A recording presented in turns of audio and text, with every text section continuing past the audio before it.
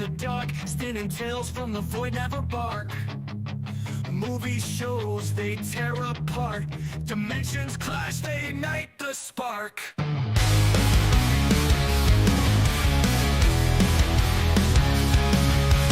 Couch debates, turn the volume up. Set the chaos over for the cup. Alien worlds and twisted scenes. Banter spreads like electric dreams.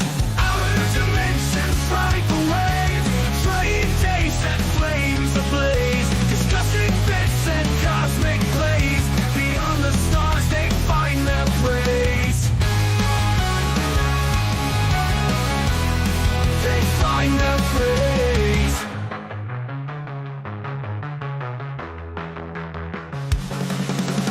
Living through the deep. Previously on the Outer Dimensions podcast, Sentai Discussion Episode 1. Dave and Dre welcomed Break Something into the dimension so we can break down the Sentai. That's right, we did our Sentai Discussion Episode 1. Now obviously Sentai covers decades upon decades of amazing action and stories, but we started off with a few, interesting choices. We started off with the VR Troopers, which was Saban's take on Cybertron and the Metal Heroes, of course. Here we talked about how Jason David Frank actually had a little bit of influence and played a slight part with Cybertron, which led into VR Troopers. Then we talked about the Toei Metal Heroes, which obviously were several series that Saban adapted into VR Troopers, and then a personal favorite of yours truly, The Amazing Spider-Man, which was an American Marvel project. So that's right, guys. Welcome back again to the Outer Dimensions podcast with Dre and Dave, and of course, we got Brick Something. He's back again. We're talking Sentai, so of course he's back again, back in the flesh. Guys, what is up? Can I say something from that video recap that I absolutely love? I didn't realize I'm wearing the same shirt that I wore in episode 1 for episode 3, so I did not realize that. And I'm glad that the mess that was in the old place is gone. But other than that, beautiful. Disclosure: Dre does change his clothes. He really does. I have like 500 t-shirts. My wife hates it. That's why I have the closet down here. I have to use. She hates the amount of t-shirts I own. So you have 500, but you keep peeling that top layer off, right? And that's how that you get to that. You're just like my kids. Hey, I also got to comment on that video. Excellent. Freaking love the recap, man. Well done. That was awesome. I was hoping that I could get some kind of an X-Men like music to go with it, but I couldn't quite do it with Suno. With the AI generated music, and that was actually AI generated music we were playing during that. So got it. Okay. YouTube, you can't catch me on the copyrights. Calm down. Yeah. Alice, Calm down. It is a likely story, but if one day when I do my actual toy room tour, because the office is going to be, I'm going to be moving this monitor over here, and it will actually, you guys will be seeing the hot toy display as it's been coming along. You'll be seeing that behind me, and then I will take you guys on a tour of the storage. The walk-in closet that has all the toys I haven't opened yet and stuff that's being stored in there as boxes, and you will see the t-shirts. AKA the dungeon. No, we can't call it the dungeon. It's the lair. That's the other room. Yeah, that's the other room. Wink, wink. That's for only things. Full disclosure, true story. This is going off topic, but that's what we do. When my brother moved into his house with his first wife, it seemed like a very nice, quaint house from the outside. The basement. Oh. Okay, the basement looked like your typical basement, right? No real furnishings. There was like a little pantry. But why did the pantry have a screen mesh door? Okay, that's sketch right there. Then, in the far right corner, there was what looked like the remains of a shower in the corner. Yeah, and a toilet a few feet away from it. No enclosures. Am I gonna take a shit next to the cornflakes? Like, no thanks. Like this. Well, we were saying it was a sex dungeon. Yeah, Oh, even it's worse. full on You swinging know, cave. you no, because the pantry is where you keep the gimp. Mm. We're going full Pulp Fiction with this. Get the gift. Oh, one day, folks, one day. But I did want to mention we are glad if you guys have caught the logo, which you guys should be seeing on your screen. Because it's straight fire. Brick is a member of the Dimension Squad, folks. He has joined us. I have We got him. powers. He actually is the. See, listen, Dave loves his tech. I love my crazy martial arts. And what did we need? Somebody that could tap into that crazy superpowers and whatnot. I love it with Brick. He did a great job, folks. Excellent job on that little icon we got with our representing us as we travel through the dimension. And yes, you are going to be witnessing episode. This is technically 2, 3, 4. We're on really episode 2, and Of the Super Sentai.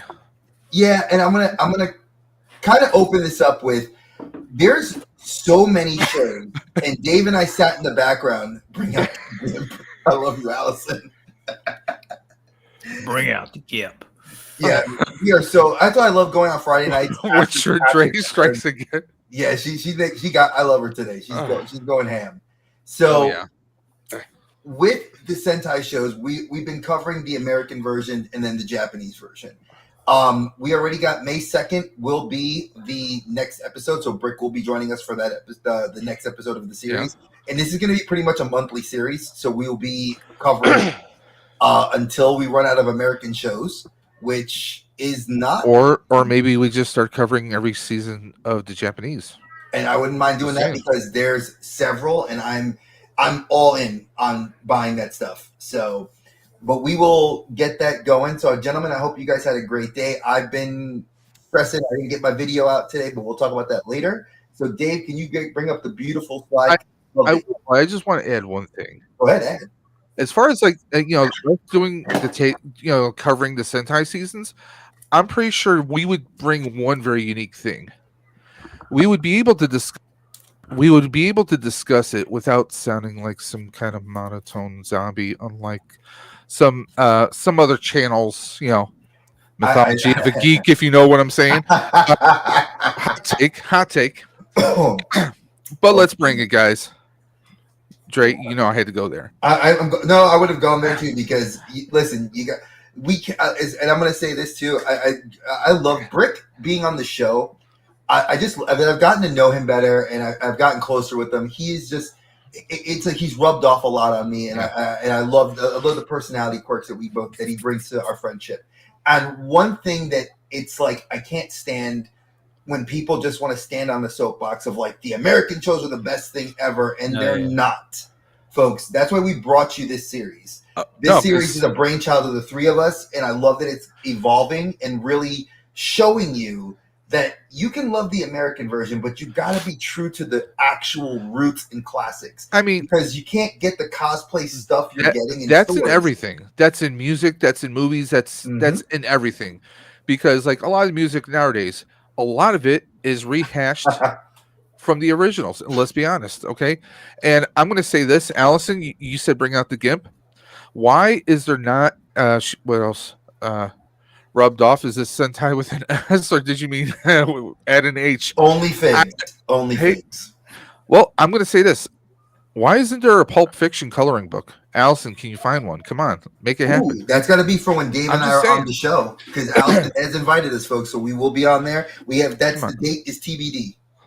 I mean, come on. Could you imagine a Pulp Fiction comic book? Just one is just like a white back seat with just red blood splatter everywhere. There you go. I totally need to open. That'd be easy to do.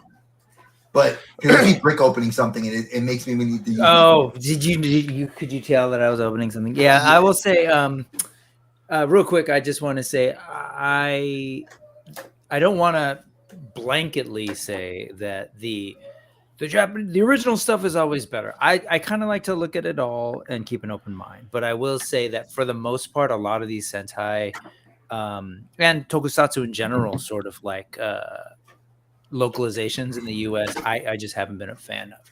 Not to say that it can't be done, and it's not to say that it can't be done well. There are some. I've seen some things done, and I'm one of those interesting people who actually really appreciates Robotech's ability to combine, for example, Macross, Southern Cross, Yeah. and Mosquito in kind of this larger narrative. And I really appreciate that aspect. And I think because of that, like, I feel like it stands alone. It's real solid.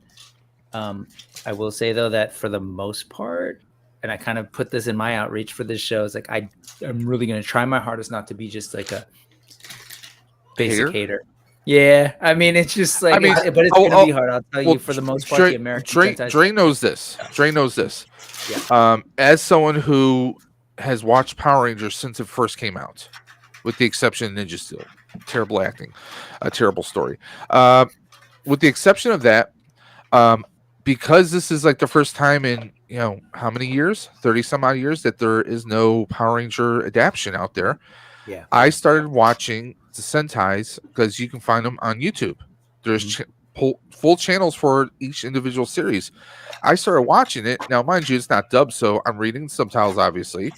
And I told Dre I was actually digging how darker a lot of them are.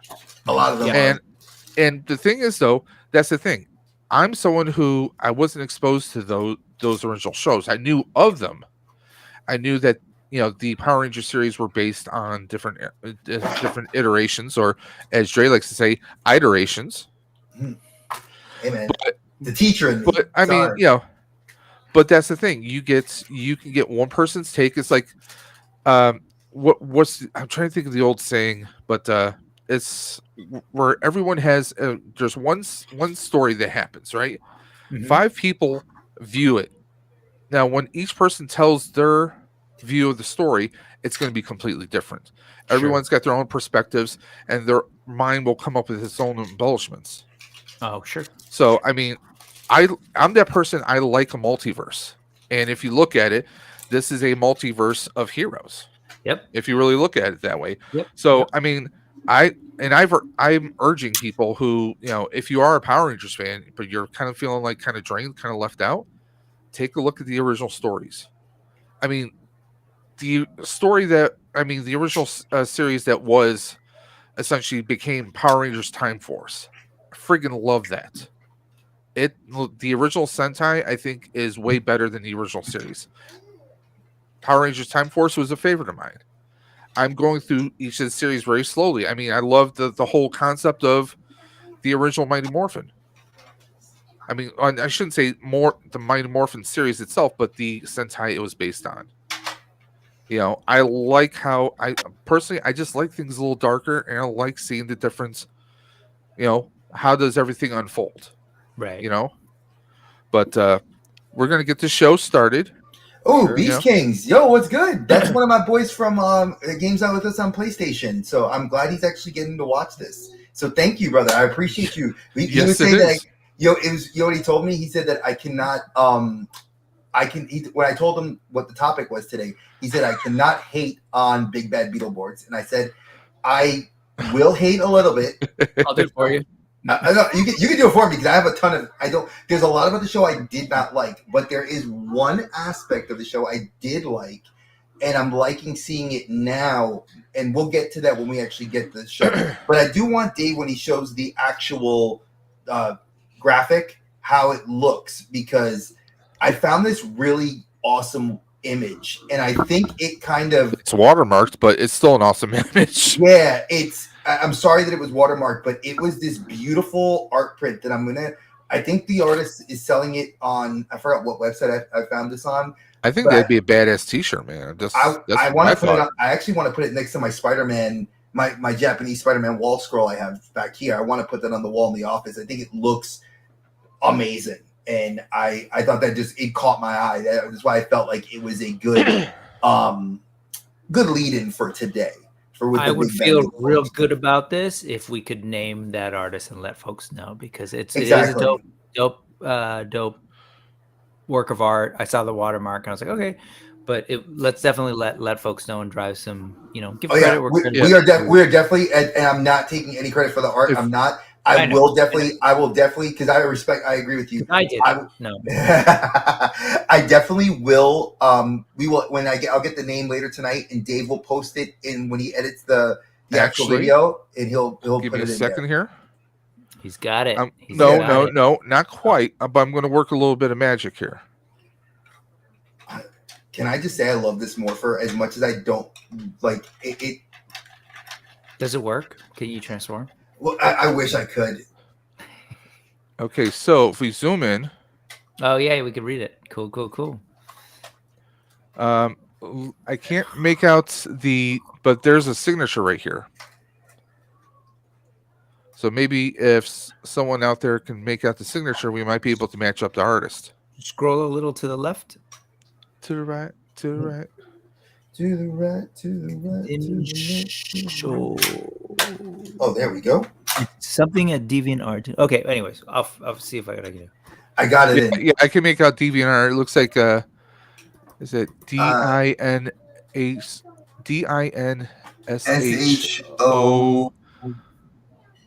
RAN. Yeah. So DeviantArt. So Dinshoran. Got it. Dinshoran It's DeviantArt. Mardam Mora. There we go. AKA Dinshoran DINSHO. I will drop. Can I drop the link? Yeah, drop the link. Please drop it in the chat because. Oh, I don't think I can. I don't. Dave, can you drop it? Hold on 1 second. Send it to private. Yeah. So we'll have it. So we have that, and we will definitely. Sorry, I want to. No, I agree with you. And I think it's beautiful. The second I saw it, I was like, "Oh, this thing's amazing!"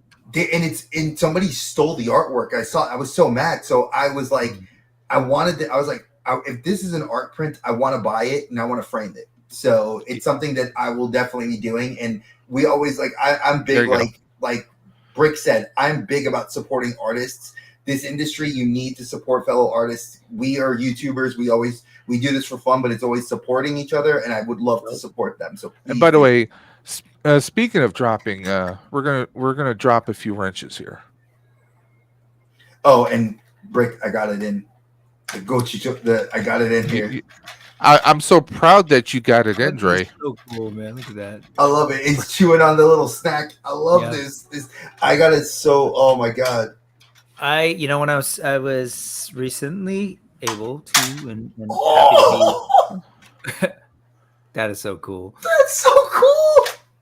In Japan, like that was the stuff that caught my eye. I wouldn't go down the rabbit hole. Hey, Rolando. It was so cool to see it all laid out, man. So watch. Rolando. Henshin. Allison put dropping a few inches, got it in. Enough said. There we go. Let me leave this here. I'll show you later. So hey, while we are sort of warming up to the show, and I know we're saying hello to folks, but there was something you said that I want to pick up on later or just kind of explore. And so one, I don't want to be a hater. I don't. I actually genuinely want to understand, because I will say by the time Mighty Morphin Power Rangers dropped, I was a little bit older. And so when I saw the show, there's a vibe about it that I couldn't fully get into.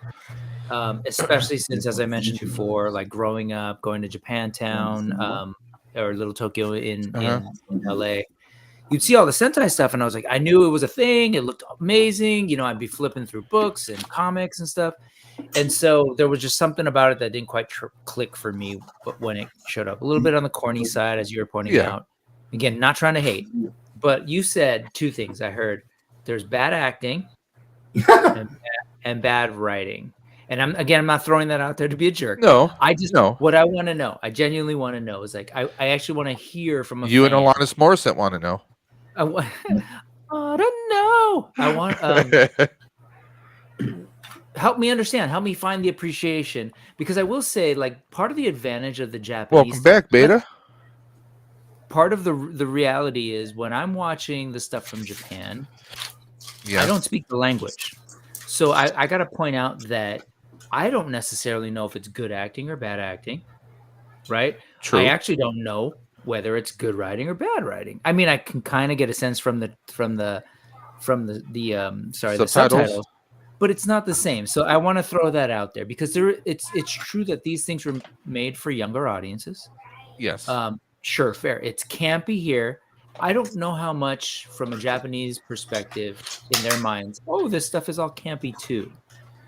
And then you said, oh, it tends to be a little bit more serious. I just truly do wonder if folks in Japan who have grown up on maybe the more serious stuff then come across the Mighty Well, Morphin Power Ranger stuff and they're like, oh, this is so fun and this is so much more light. I enjoy it. So for I see want to give that credit. my Yeah. perspective is this. One, Yeah.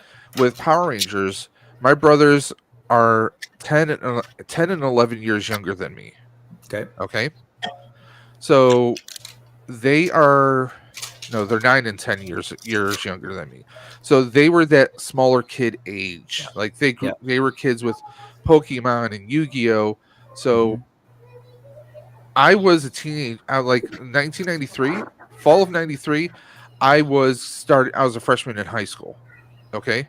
So for me, we got some high schoolers that get superpowers. It was something that was kind of cool, and I would watch it with my brothers.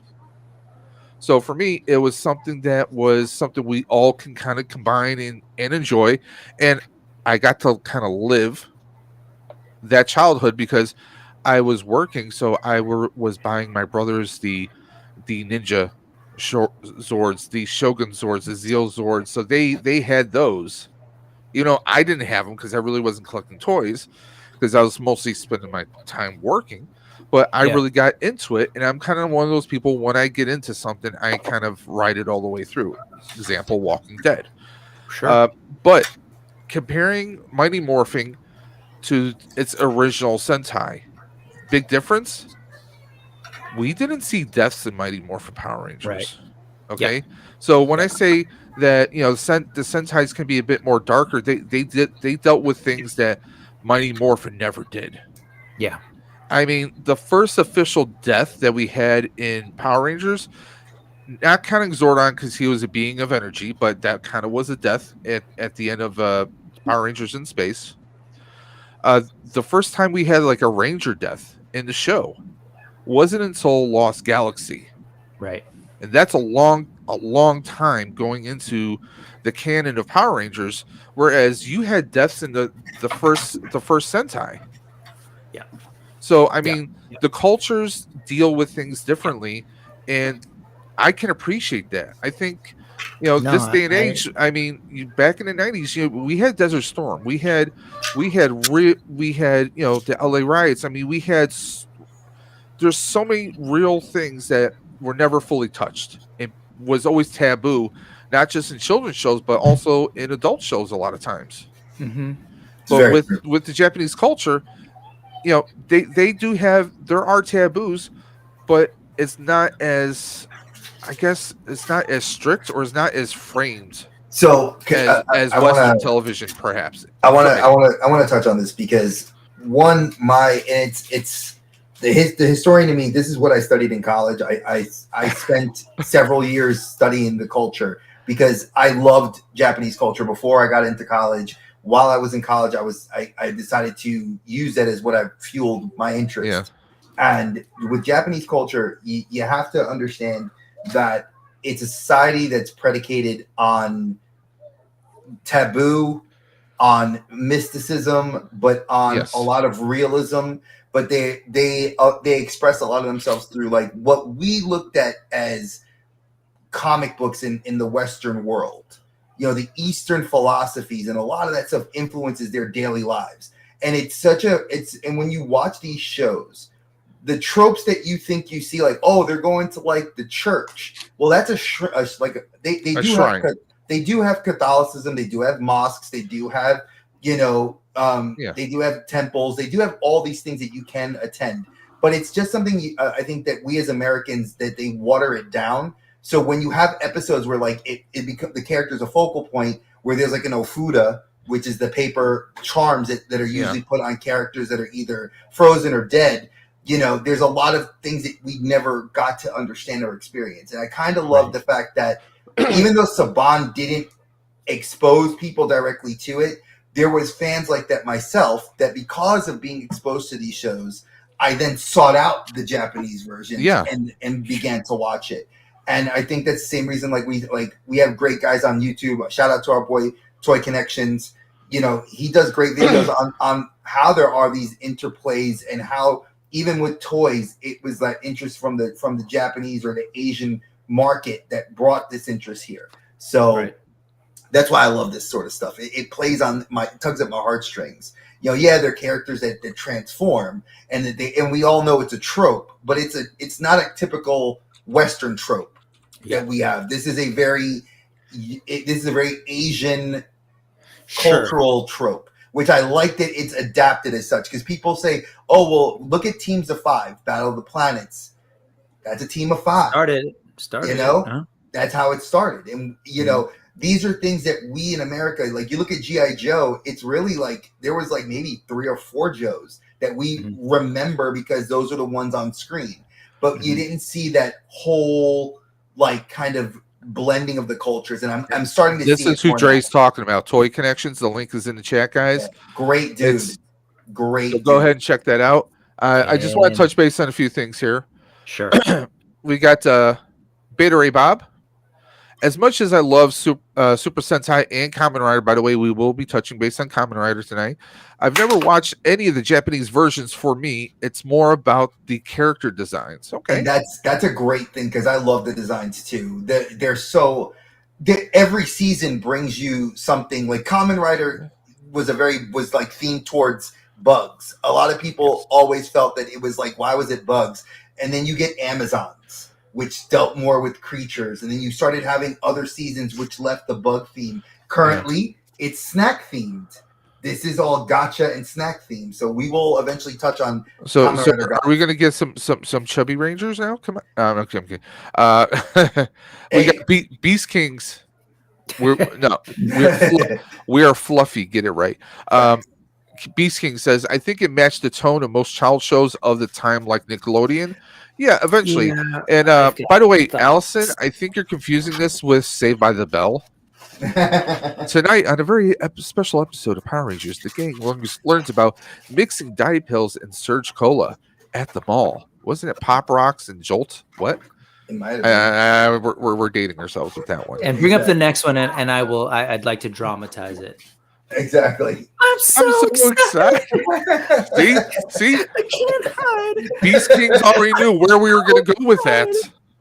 We're all thinking, Dre, maybe we need to have your buddy Beast Kings on an episode. Hey, listen, soon. he lives he's East Coast and he's in VA. We could always hit him up. Yeah. I had a thing for Jesse. I mean, we can have 4 people on. We here. all did. I did maybe until Showgirls.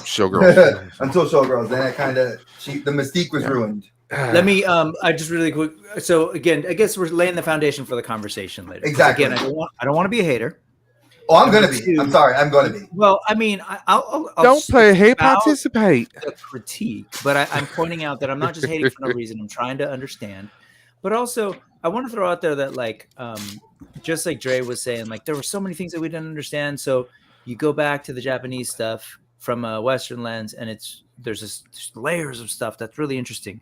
And I want to throw out there that sometimes, how much of it is that we can forgive certain things if we don't fully understand it. I kind of pointed out that. And then that said, I want to connect back to something that Dave said about death and the Nickelodeon comment right now. I guess that's the challenge that I've always had, even as a young kid. Like you mentioned Gotcha Man. When I saw Battle of the Planets, like even me as a young kid was like, I love most of this, but the second you get Seven's Arc 7 talking to them like their nanny, I was like out. I was like, it was like a huge tonal shift. Mm-hmm. And then when you get to, so it was like the kiddie kind of thing, and then the adventure where there were stakes. Like I had a sense even as a kid in that action, like, oh crap, these are kids.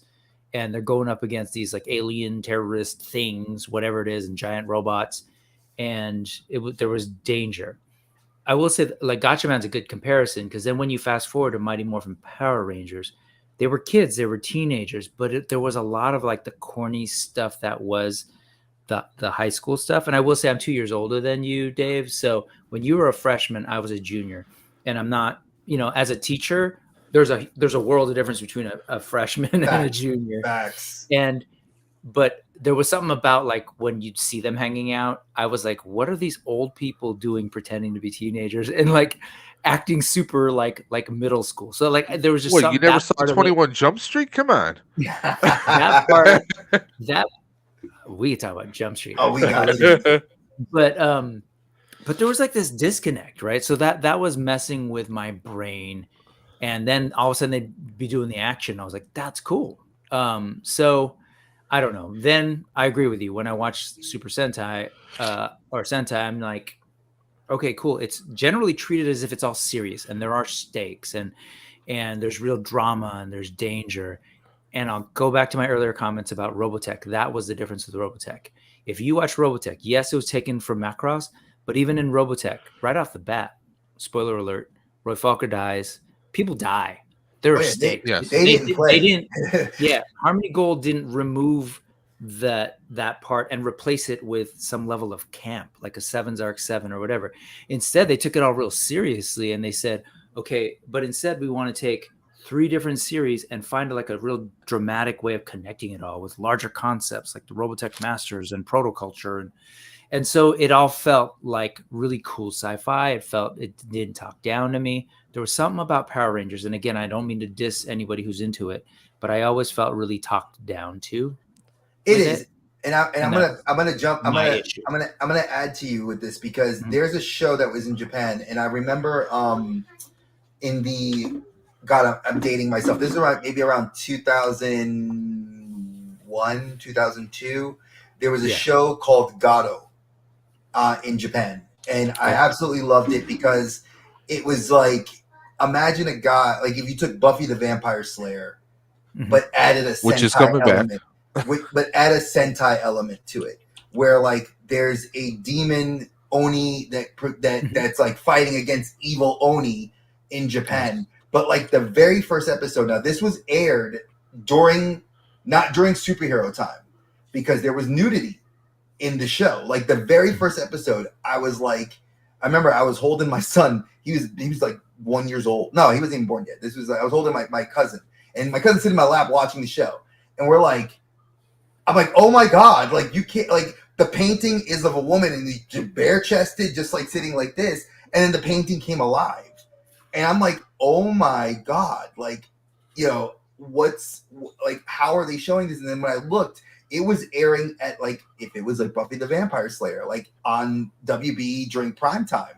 So you're exposed, that Japan exposed a lot of us in the early 2000s to these shows that very lesser known. Now people watch Garo, they've watched Garo, the anime, because it did 3 seasons of anime and then came back doing movies, which we'll eventually get to Garo. That will be a show we will talk about because I think it's something that a lot of fans that are into this tokusatsu didn't see, like Tomoko Rescue Heroes, and that's actually based on cars, the little Tonka trucks. You know, I couldn't believe that. So we'll cover that. So Dave, let's get the slides up. I appreciate you guys for listening to us rant about this, and I love the ideas of the topics. So the ideas are going. And Beast Kings, I do agree with you, but see, that's the thing. A lot of us who watched that, we grew up, but we kind of thrived for those darker stories, those more maybe slightly better written or better presented. I should say. Be happy all the time. I mean, let's be realistic. Sometimes you need to have Punisher. Sometimes you need to have somebody that's going to run around being angry because their family got axed. So that's what really grinds my gears. What exactly? So, hey Archer, glad to have you on the show tonight. Glad you're in the chat. And Beast, I'm glad you're watching because, like I said, I hope you're interested. And if you ever want to come on with the 3 of us, feel free. Just let me know. So, and just grab us through the socials, and we'll talk about it later. And all of our links are in the video description below. We do have Dre. We have his dad channel is linked into the chat. Was it Dre the Geek Dad? Dre Geek Dad. We have Brick something. And of course, we have Brick. He's not flamed on right here. He's not in his Ghost Rider Human Torch phase right here. He hasn't hit the mystical arts yet. That's dope, by the way. That's me flaming on. and of course, there's that weirdo Dave's Dimension also there. So. Oh God. Yeah. No, you get oh devil. That's how you say it. Okay, here we go. So yeah, I have to. I with this show, I'm gonna give you guys a little bit of the rundown because, ironically enough, and I'm gonna start this kind of almost talking about the end of the show. This was one show, and Beast, you and I mentioned it because I said it was canceled, and it's not. This show was the only Saban show next to Power Rangers that was never canceled. It actually aired. It did what it wanted to do, and then it was done. They wrapped it up in a little bow. And I was actually really super surprised to find that out because I was like, wow, Saban himself was just a strange dude. Hey, Cobb, it's good to have you in here. You know, first off, exactly like we were saying, the animation design or the designers of the Metal Hero suits are amazing. Absolutely love them. And this is the positive thing I will say about the show before you hear me start talking trash. The one thing I loved that came to America was that Bandai, we had Toys R Us still at the time. And if you went to Chinatown, you'd be able to get the original and possibly sometimes I'll call them aftermarket to be polite figures that were the Beetleborg characters. They did release them here in the States because you can find them. They're extremely expensive. But now Bandai has re-released model kits that you can purchase of the blue Kabuto fighter, and they're 1/12 scale, so they're $55, I think, or $57. So they're built to be like an SH Figuarts.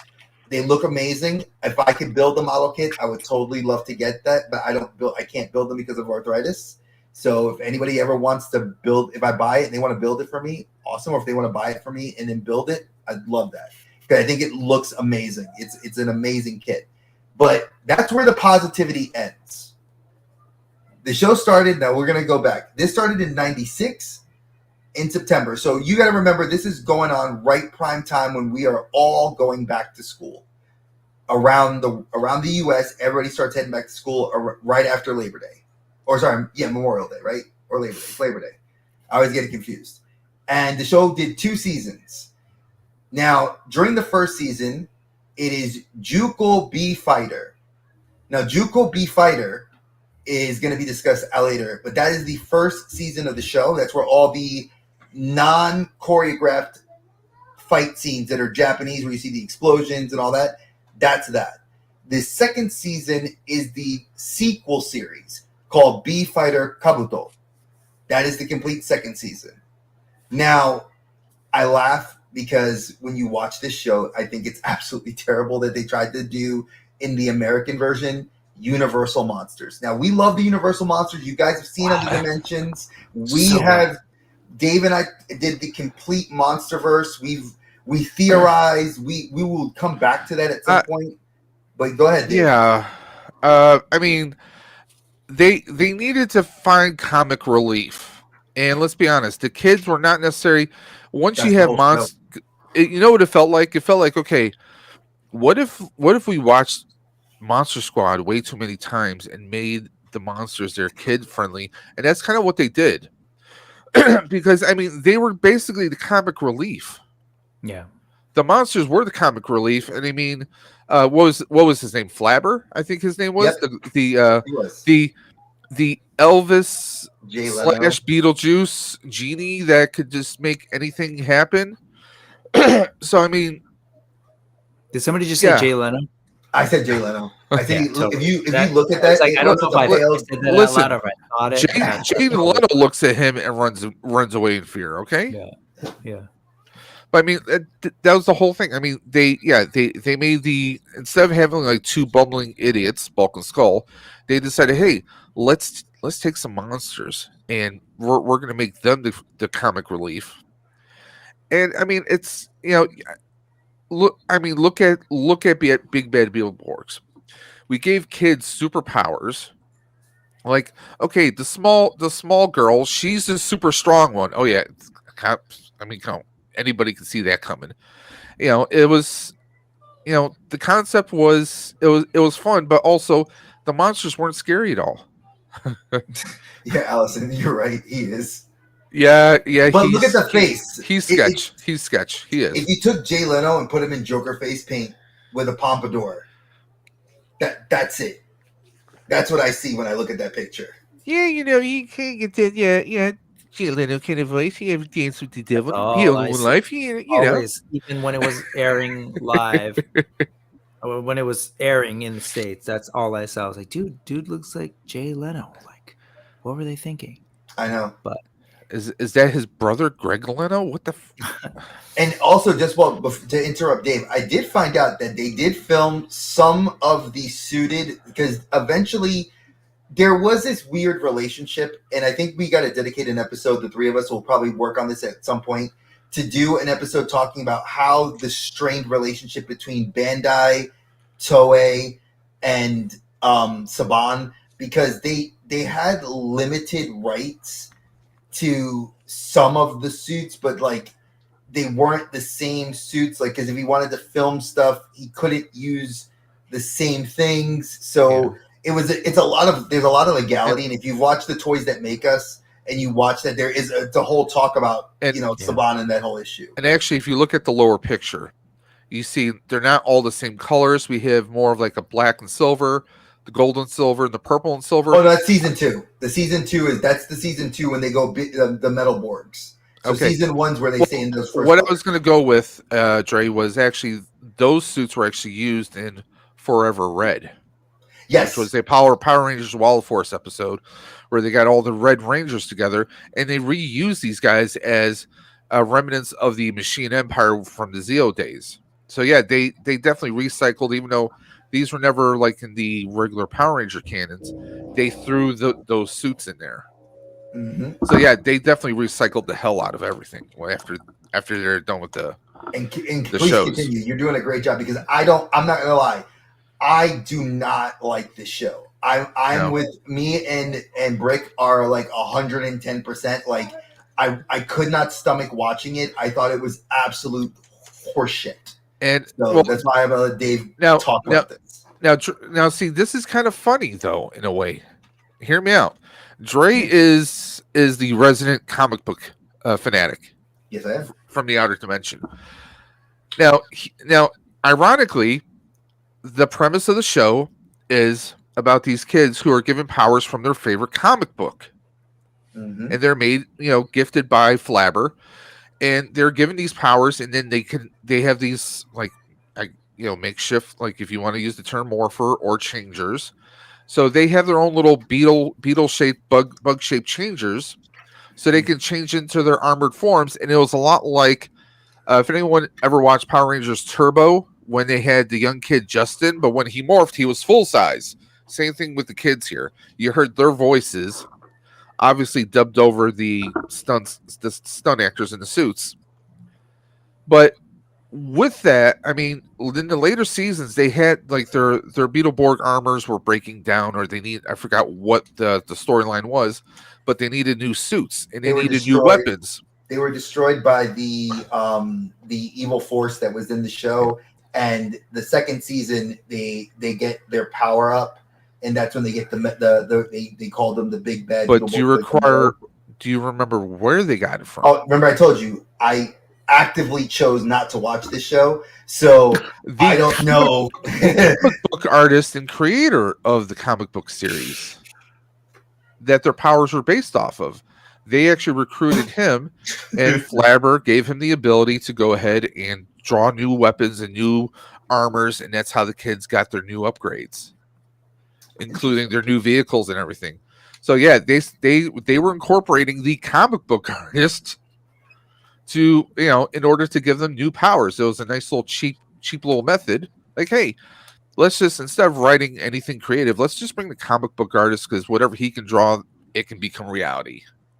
And that's a lot like that's essentially what they did for that. And we did go over VR Troopers. That was our very first episode. And we talked about a lot of this. And I think that maybe when we run out of the American shows, because we are going to eventually, I think by the end, I think when I looked at it, by at least October of this year, we'll have run out of American shows to really go over. We're gonna do a full-on deep dive into the issue that Saban had with all that, because every license that he tried to bring over and sell the toys, Bandai was pissed off and had an injunction because they were losing money on product that he was repackaging. So I'm gonna leave that at that, because we will definitely talk about that.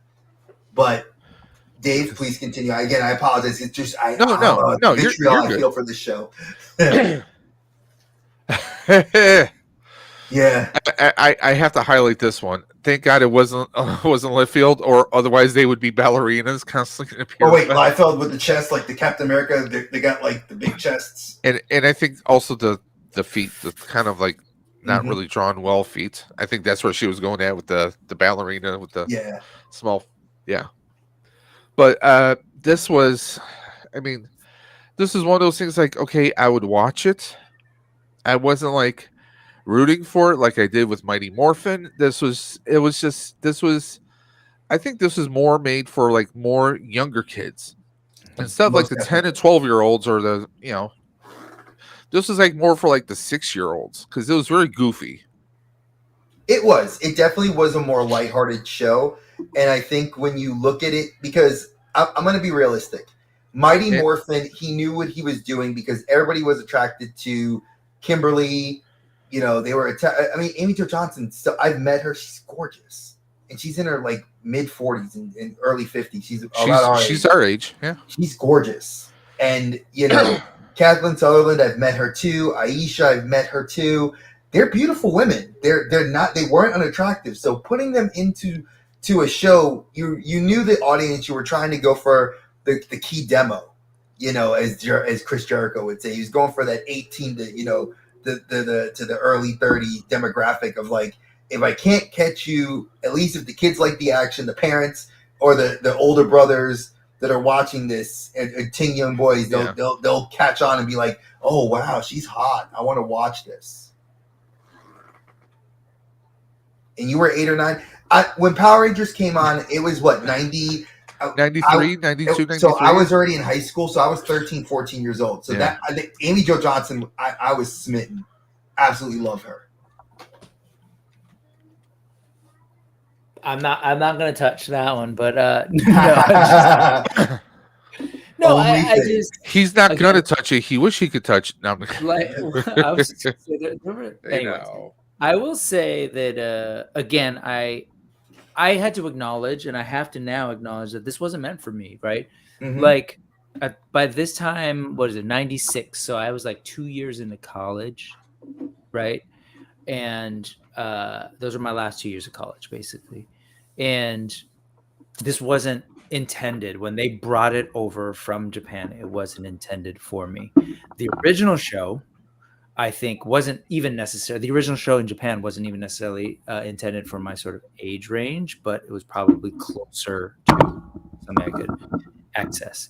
And I say that, but like I fully acknowledge that I watch all sorts of stuff, whether it's for my age or not. But this felt like, my kids are 11 and 14, so they were really into PJ Masks. Are you guys familiar with that? Yes, I am. My youngest has watched it a few times. I've enjoyed it. It's cute. Yeah, and it's for little kids. It's a fun little sort of superhero thing. And I look at that, and it reminds me sort of maybe like the age group that I feel like this was maybe really could have reached. I agree. They were definitely targeting that demo. But the challenge that I had with this is they mixed in so many elements, like the whole, like there's the comic book thing, there's a genie, and then there's these universal monsters, and it was just hard for me to even make sense of it. Not in like a good way, not in like a, I don't know, yo gabba gabba kind of like, oh, it's just oddball and random, but in a way where I couldn't access even the story or find the fun parts. And I felt like, so that said, I wonder if the kids, it seems like there were kids who were really into it, and that's cool. I feel like this show probably introduced a generation of young people to the concept of the universal monsters, because by this time they weren't, as accessible in the same way, right? Like they weren't watching those old horror movies. Oh no, they definitely weren't like watching the Bela So, Lugosi or yeah. the the I mean, Coppolas. They weren't. They Yeah, weren't and at into the that end of the stuff. day, these were younger kids. This is the one thing I did appreciate about the show compared to, say, the Power Rangers, was that these kids were like they look like kids. You know what I mean? They didn't look like grown-ups pretending to be high schoolers or whatever. 21 Jump More Street, so. as he said. So I don't know. Now, no, that's 100%. I mean, we didn't have any versions of the monsters that were kids friendly. Mhm. So, I mean, it's definitely something different, and they changed up the actors too. Obviously, Yeah. don't know if there was like labor laws or if it was just that the kids were like, well, kind of bored, or maybe it was the work conditions, because we knew Saban was sorry. non-union. So, Right. I mean, I was just gonna say that if you follow any of the stories about those actors, and if anything, maybe they even tried to renegotiate, and they're like, "Nope." I mean, we'll find considering the stories that a lot of us have heard in regards to how David Yost was treated over the years during the original seasons, how every one of the original actors of the Mighty Morphin series, even to this day, the later iterations of the shows were non-union. Mhm. They've always been non-union, which means they're not treated fairly. They don't have like, oh, we're only working this many hours. We don't have unions, and there was a lot of conditions. So imagine back in the 90s how bad this was. And as far as Archer, I have to touch base on this. That's because he says, as a kid who was the target demo, Big Bad and Masked Rider felt like Power Rangers ripoffs. They were.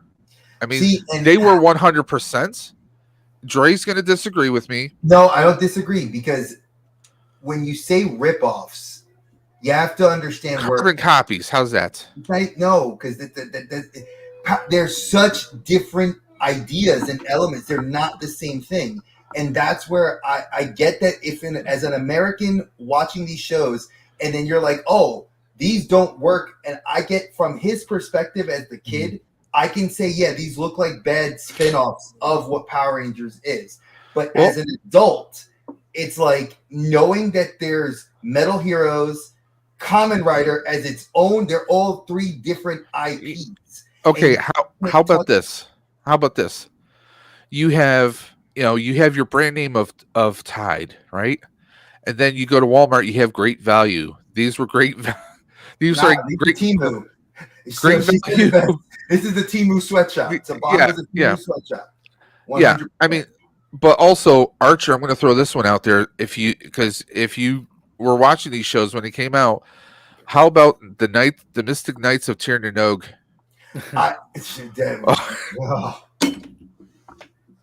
And again, I get it. A lot of us. I give them credit for trying to do their own thing, but sure.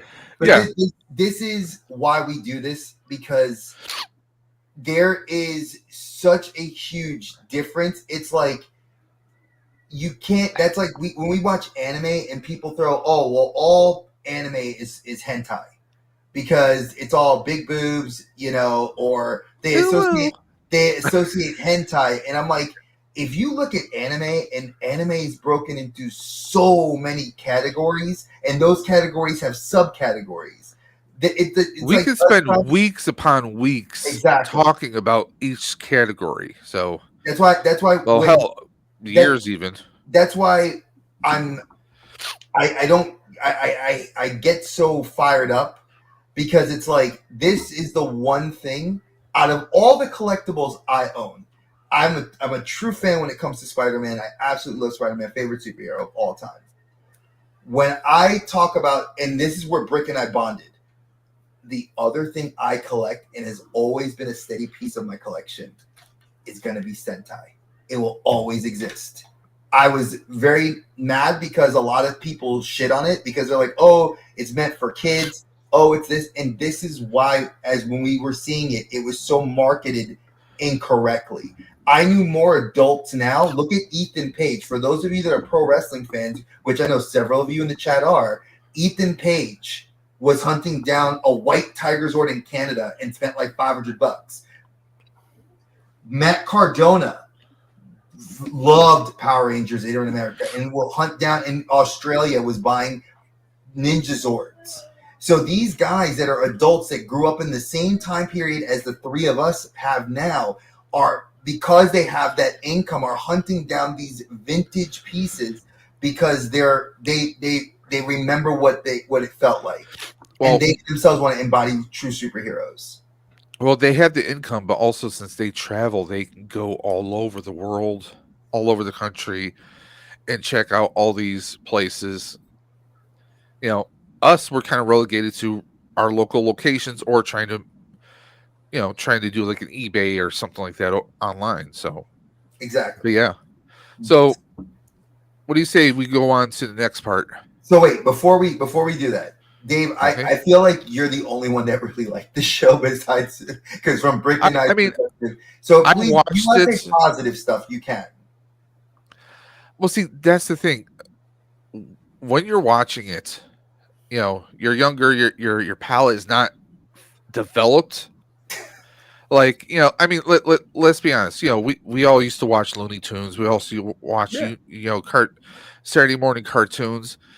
And let's be honest, when you think of like the Saturday morning cartoons of way back in the 90s, what was I mean, let's be honest.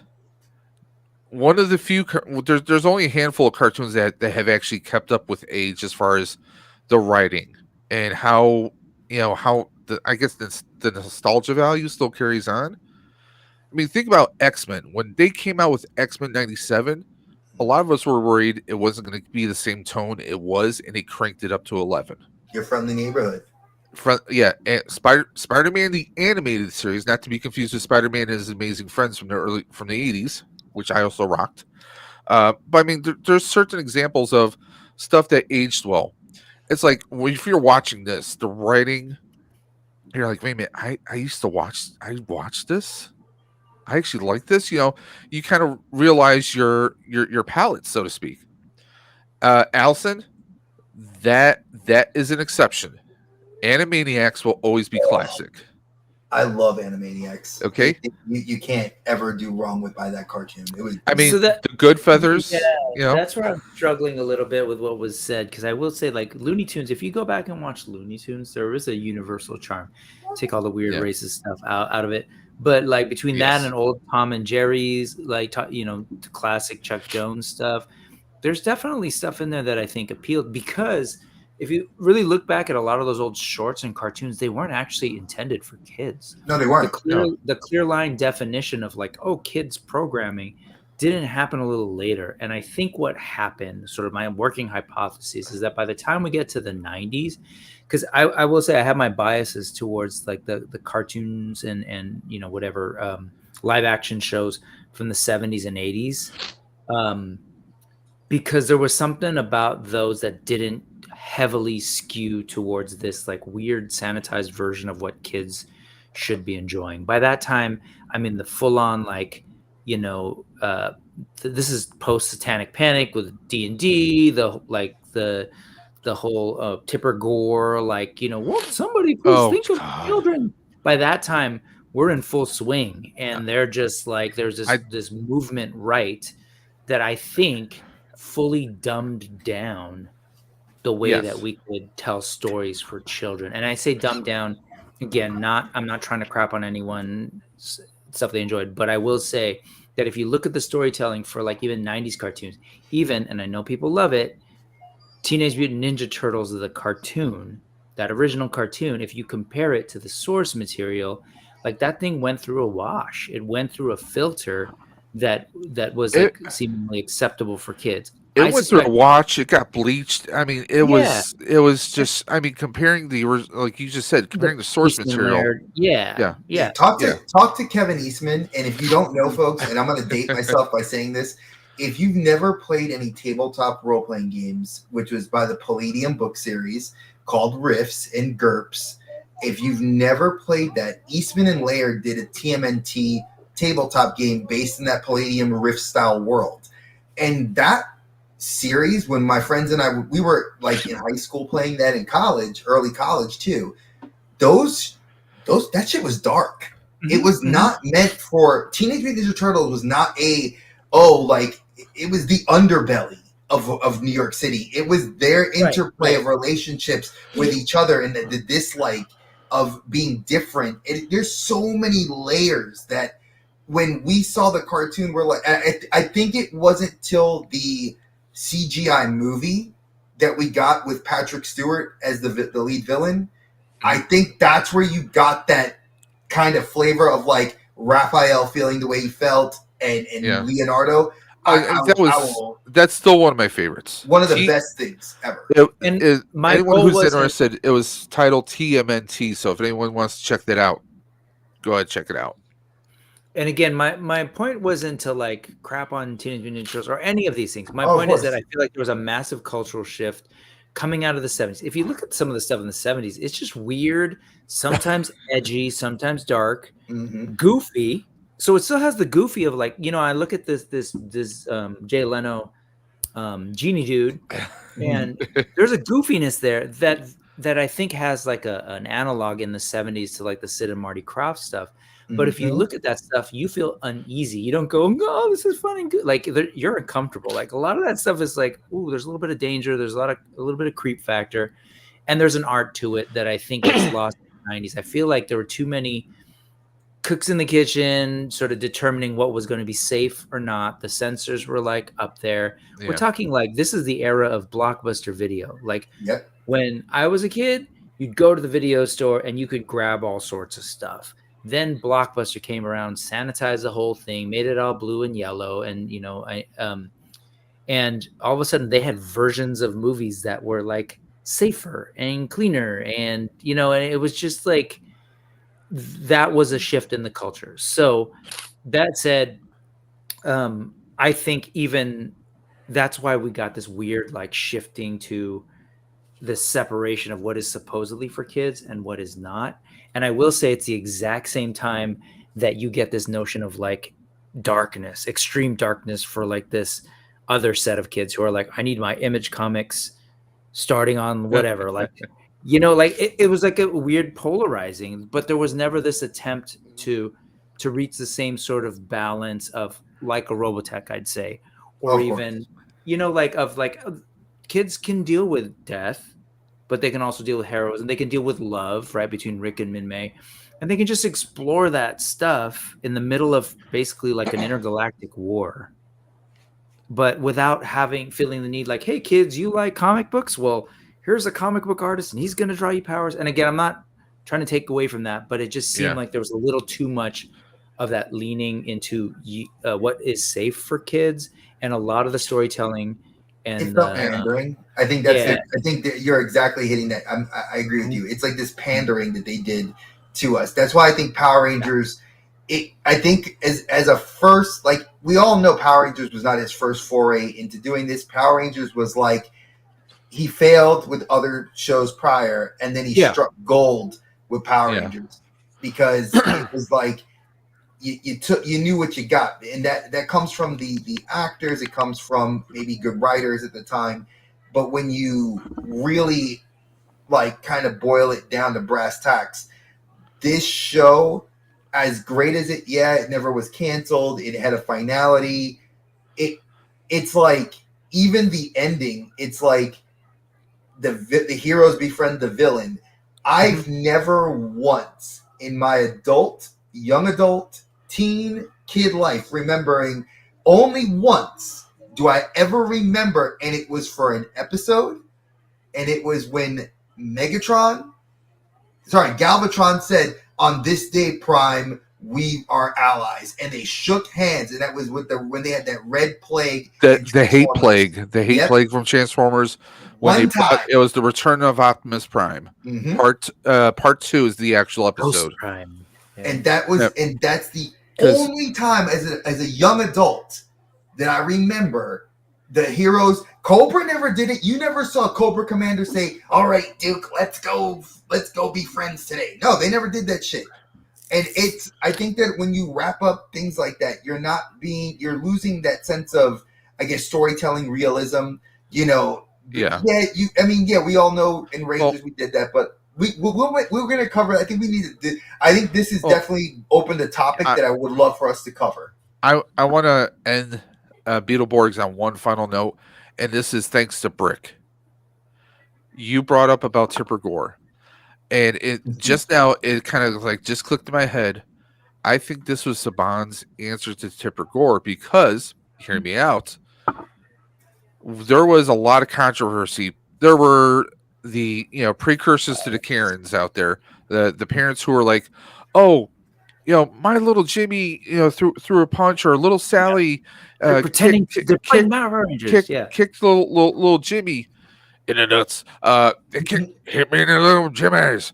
I mean, we had kids who, the parents were like, oh, he's never done anything like this. Oh, he's been watching that Power Rangers show. Yep. This must be to blame. And there was a lot of pushback, and they did a lot of PSAs. Power Rangers did. And I think maybe this was like, okay, we're going to come up with a show from the same creators of Power Rangers, but we're going to make it more cutesy. There's going to be monsters out there, but they're going to be fun, cute little monsters that are harmless. And the kids are stronger than the monsters. And the kids can do this, and the kids can do that. And they're not going to be teenagers. They're going to be, they're going to be pre-adolescents. They're, I think in retrospect, this is definitely I think it definitely was an answer. This is Saban maybe doing damage control, and Dre pointed out it was only 2 seasons and it had a finality.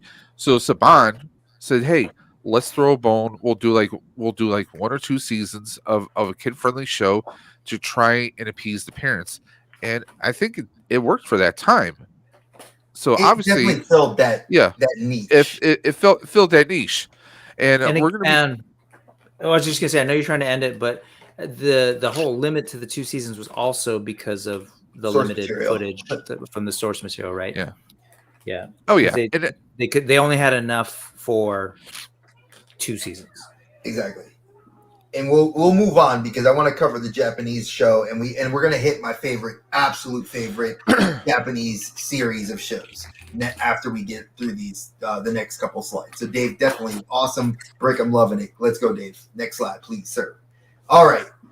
B Fighter. Well, I think we skipped a slide.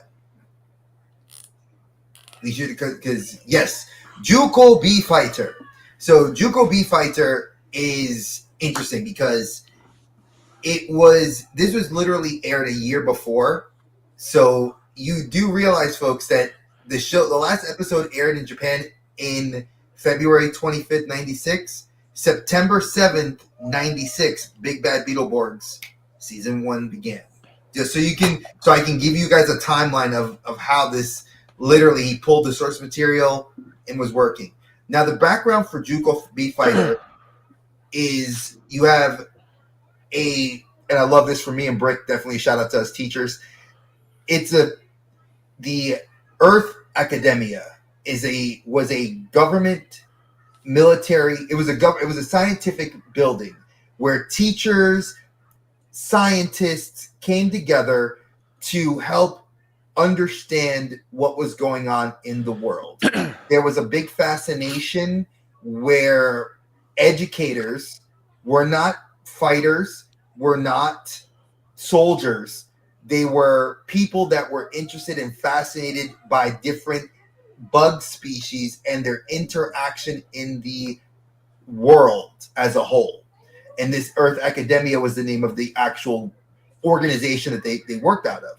Now, this is part of what I've called the franchise, because Metal Heroes is like Space Sheriff Gavan. It's like where we got all the VR Trooper stuff I mentioned in the first episode. And moving forward, you'll be hearing about other shows that are intermixed. And I know that Kamen Rider has never interplayed in this universe, because people have always told me, oh, Kamen Rider was no, they've never had. Go Google it, folks. Look it up. I've watched 20 plus years of this stuff. They've never mixed. Now, Space Sheriff Gavan has, and the other iterations of the show in Gokaiger. So those Sentai and the Metal Heroes have interplayed with one another.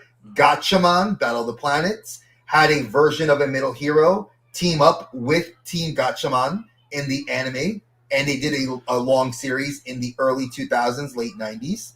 So this series did great. So if you're into Diaclone, again, another shout out to our boy Toy Connections. Diaclone made so many toys that are that transformed. And that's what I loved about this, because the base could transform, and this show brought a lot of light to heroes being teachers, heroes being non-military. 53 episodes, no movie, very kind of tropish. They got power-ups, they get new mecha, they fight the alien species that was coming to attack Earth. Now let's go to our next show. Bee Fighter Kabuto. Now, Kabuto, if you guys don't know, Kabuto is like the horned beetle in Japan, what we all see if Heracross, for you Pokemon fans. Kabuto and also Kamen Rider. Kabuto was the horned beetle. And this is the direct sequel series that aired. Again, so while Big Bad Beetleborgs is on American television, it took some time off in 97 till late 97.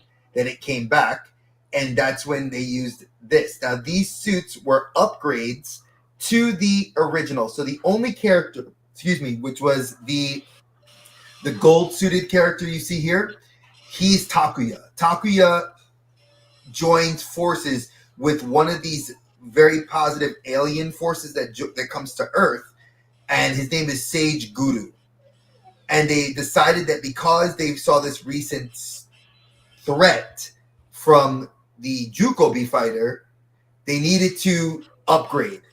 And now the facility gains a military presence, and it becomes a lot more combat. So they're now, Takuya then forms a new team with new different armors, and they create Cosmo Academia, and it's more of a military style show. So the hero, like Takuya was still an educator, but now that he's seasoned, he's done his transformation sequences, he's gone through this, he's now working with somebody else to make new suits of power armor and upgrades. Again, 50 episodes. Shortly after the season one had finished, obviously he had to adapt, dub, get the actors in for season 2 of Big Bad Beetleborgs, which was the Metalborg series. And that's like how Dave said. Shout out to Dave for calling out, because I didn't even know that when I actively chose to never watch the show. This show was like it's like the predecessor to season 2. He blocked it out, guys. It was painful. He blocked it out. You know what? I'm not gonna lie. Therapy. Dave is absolutely right. I fucking avoided this show. If I could have watched, I would watch paint dry, go to the library, play outside. Dre, earmuffs. Are you going to use that fucking language like that? Jesus Fuck Christ. you. I wanted to say it because I wanted to feel like I fucking hate. It's like, hey, Rock, fuck you. Sorry, folks. For the wrestling fans, if you get the reference, you get the reference. But this was also one of the a spin-off series. So, and it was, the Metal Heroes don't always do direct sequels. They do a lot of like indirect spin-offs. Like they'll maybe get one actor from the Japanese show, because again, a cultural thing in Japan is that a lot of these actors do movies, they're singers, they're maybe professional dancers. They do like a lot of the music that was in the show. Sometimes these actors were trained opera singers. So they actually did do other stuff outside of their their Power Ranger-esque or Sentai Tokusatsu, job. So that was something really cool that you didn't always see a lot of these actors. Like I'm going to use a perfect example for Kamen Rider Den-O. If you guys watch Rurouni Kenshin, the Japanese version that's been on Netflix, and it's probably one of the absolute best anime adaptations of a show I've ever seen. Fight me on that. It is the actor that plays Kenshin was the main hero in Kamen Rider Den-O. And that's where a lot of people know him from. I have several friends that watched the Japanese Den-O and then saw Rurouni Kenshin, and they were like, dude, I love Kamen Rider. Just because I saw that I get to know who that is. Yu Yu Hakusho. Yu Yu Hakusho what? Netflix. You're talking about Rurouni Kenshin, so I'm just... Okay, yeah, Just you see, you can't hit me with a feel like that. You hit me out of left field. I kind of just did. Yeah, it didn't make sense though. It didn't make sense. You threw me off. I'm Irish and Polish. I'll never make sense. I like that the hate is strong in this one. Yeah, it's like Brick said it. It's like we're not trying to hate on this. We're trying to bring light to it.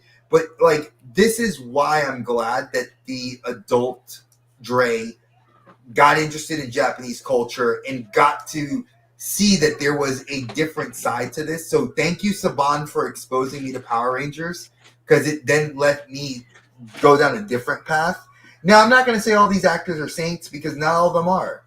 But as much with the American, there are Japanese things that the drama too. But we don't know much about it because it's not widely advertised, as the American actors have had issues. I mean, I keep forgetting the Quantum Ranger from it was here in the States. Time Force. Or Time Force, thank you, Dave. He loved the actor. He has gone on several podcasts and said, I didn't want to be that. I was on General Hospital. He actually would have, he wanted to have an acting career, and Power Rangers stifled his career. He felt like Saban kind of screwed him because it typecasted him. So, you know, a lot of what happens can be negative or positive depending on how you try that's next level for hate. Yeah, it's true. It was. So let's go to I'm gonna say Dave, say it. Bring it, and then you can say the name. I can't. It doesn't work for me to say it. What? I'm gonna be like Tony Stark. Like I don't hold things. Dave, can you? I don't take things. Can you take it? Like be my happy. Like for Tony. Like just take that. the next slide. You can tell. Before we move on to this, I will just say, if you hear like the premise, like obviously no monsters, no 3 kids. It was just night and day. Like you can even hear just the tone and the description of, it's an institution of science and exploration, and it's like, oh yeah, 3 kids find a genie, and there's a comic book that they like, and just night and day tonally. That's all. I find that to be. And I'm going to add on that when you're done. Okay, and I will say also, in the spirit of acknowledging, just it's kind of cool. And I always thought this about like Macross and Gatchaman being trained to Robotech and Battle of the Planets. It's kind of a cool little creative exercise, I think, to adapt something that already exists. So I'll give them that. I just don't necessarily like the end result of what they did. But, more power to them. And I will tell you the hate continues to boil for me for the next series too. But what were you going to say, Dave? The reason why Dre loved the original so much is because it was scientists and educators. That's why Dre loved it so much. Let's be honest, Dre. I'm not gonna lie. I'm not gonna lie. I did watch. You can't handle the truth. Oh, no, I'm gonna tell you. I have the original episodes for Juco B Fighter, and I watch them. They're so dated, but the thing is, it does make me feel good to be when people are so used to seeing like superheroes. Like as much as I love, Spider-Man, Batman, Captain America, those are people that adopted a costume. This was like, I'm an educator who is a superhero, but we're never looked at as such. So I thought that it was really cool that Japan pays like an homage to like in the first show that these are people that were not trained in how to fight. They stepped up because the world needed somebody to step up, and it was them. Not the military, because the military can't fight these aliens that were coming to Earth. They couldn't figure out the world's problem with this insect problem that was coming from space aliens. So that's why I loved it. But Dre, yes, I want to throw this at you. Go ahead. What about a superhero who's a teenager who is a superhero and then grows up, goes away, comes back to become an educator? They've done that. They did. There was a couple shows that have done Dino that. Thunder. Oh God. We're working. That's going to be one of the next shows we're going to talk about because Tommy Oliver, Dr. Tommy Oliver, and becomes a teacher in a high school. Yeah, but we'll talk about that. I'm just saying. That's for May. We're going to leave that one on the table for May. So Saban's Masked Rider, guys, September 16th, 1995, and rest in peace, August 31st, 1996. Mhm. 40 episodes, which is 2 seasons, which is weird because usually, usually it's a little bit longer than with some of the Power Ranger series. Well, no. This Okay, I see. Keep going. I'll put my 2 cents in there in a little bit. This was a Power Ranger spinoff. Which it shouldn't have been. It was. We don't like to use the word. Yes, I do. It's a bastardization of the original series. I mean, you get basically the what was his name? Prince. I'm blanking on the character's name. But he was from the planet Edenoi. Yep. He teamed up with the Rangers, I think, on a couple occasions, and then he eventually migrated to Earth because there was a big bad from his galaxy, and he was adopted by this family. It almost felt like, okay, let's kind of make like a teenage version of Mork and Mindy almost, and let's make him a hero. They tried to write it as a typical fish out of water, but when the chips were down, yes, he was the hero that everyone kind of went to. It was just the whole presentation, the writing. I'd hate to say it was cheesier writing than Power Rangers was. The opening song, Masked Rider, dun dun dun dun dun dun, Masked Rider. Yep. That's all it was. There was nothing, no words to the song. Like Go Power Rangers at least had some lyrics to it. Like they were redundant, but they had lyrics. And it had a great guitar riff too. Let's be honest. This one was like the coolest part about it was it's like it had all I remember was that it kept showing this like water, like a body of water, like an ocean. Yes, it was. And it was like a motorcycle that would come out of the cave, and it would sit by the beach. The motorcycle drove itself. I was like, okay, cool. Like I'll watch it. Knight Rider, what? And it ruined me because here's the thing. Kamen Rider out of Japan was adopted here because Stan Lee was a huge fan of Sentai and Tokusatsu. We all know this. We've established this back when we talked about VR Troopers.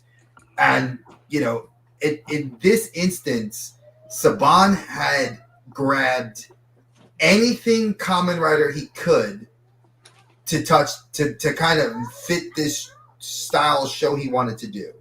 So, and when we talk about the Japanese version, you'll understand why I have I don't love this show in the American version. The fact that this is based off of 2 movies footages and 2 TV shows footages that were very disjointed. The editing was really choppy. Like you watch this, you could see the fight scenes were very badly like interlaced with what he was trying to do. There was no American. I do know that he did not have the rights to any of the American to bring in an American in the outfit, so he had no costume rights because Bandai was like put a kibosh on that shit real quick. And when Marvel Comics, when this came over, Marvel Comics did do a brief run in local comic shops, which I remember seeing this, and I had picked up a few because I was like, oh. And I saw such stark differences to the American show. I was like, what the hell is this? I see what you did there, Stark Marvel. You like it? You like it? Yeah, I can hit that every now and then. That's not what she said. And Oakhurst, you're correct. I'm as much as I love Kamen Rider, it goes back before the Heisei era. So we have several versions of the show. We have Showa, we have Heisei Showa, Showa, Heisei, and then the Reiwa, which is the current era of Kamen Rider. So trust me, I don't mean to toot my horn, but I could toot my horn and defend myself with anybody toe to toe on this when it comes to the Japanese versions. I am more of a person that grew up outside of Showa because Showa was more of the era that was the older stuff. I grew up in the Heisei era for watching Kamen Rider, so RX was kind of like right in before I got into watching like Blade, Ryuki, and all the other shows that we will eventually talk about, because Kamen Rider does get a revival in the early 2000s, and we will talk about that because Ryuki was actually not as bad as the American and Japanese version was. But this one here, everywhere I read, the president of Bandai said that this show was considered by the Japanese audience a complete failure in America. That is a huge slap in the face to Saban. And this is where I felt like he kind of soured their relationships. You know, so I'm gonna say that, you know, you ruined it, Saban. You ruined it. Like you couldn't.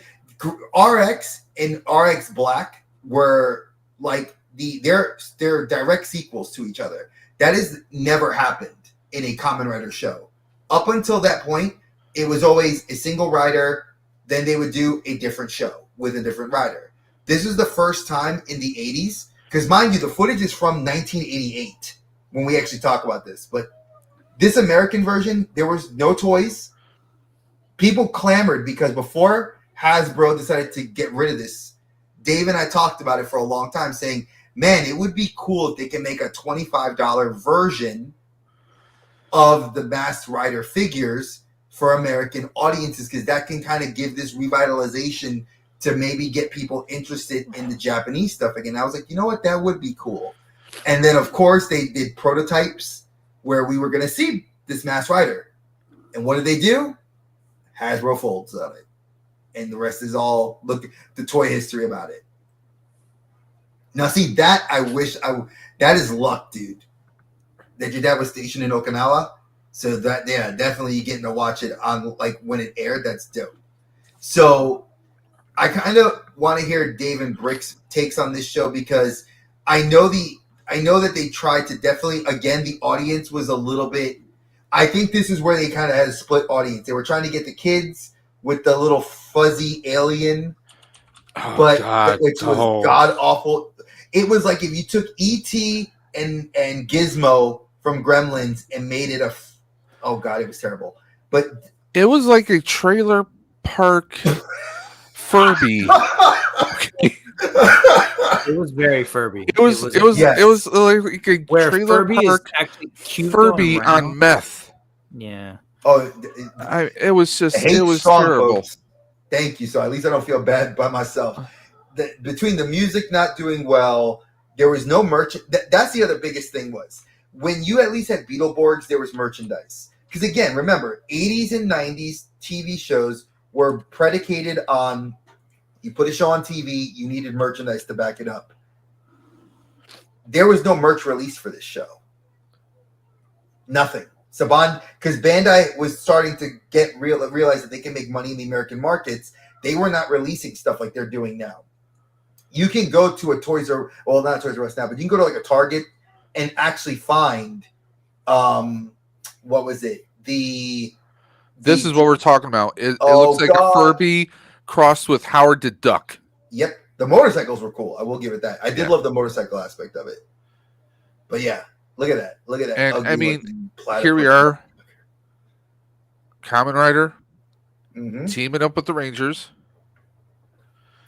But yeah, like Dre said, there is a rich history of the Riders. And that's all. That's those riders right there. Look, folks. Yeah, that's the Showa era. So these are all the predecessors. That was great stuff. Because RX and Black RX, those were the finality of that era.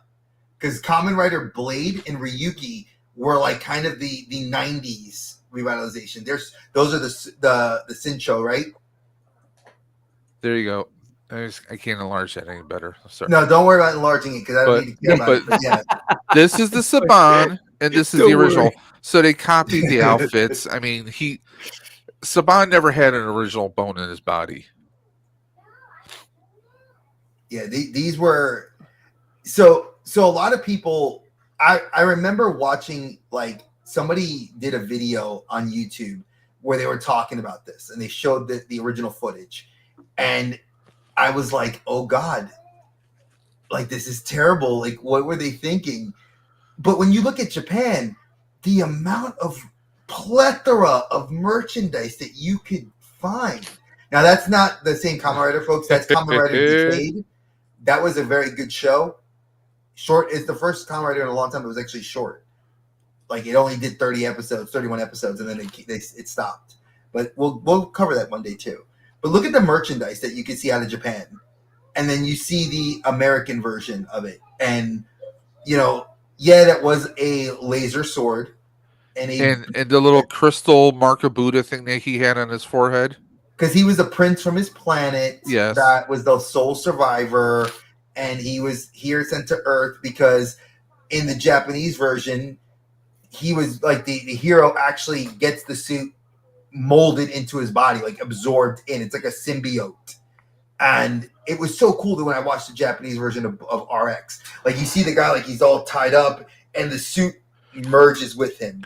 What was the version I watched on Amazon? Did you a couple months RX Black? That was RX? Black. No, that was Black Sun.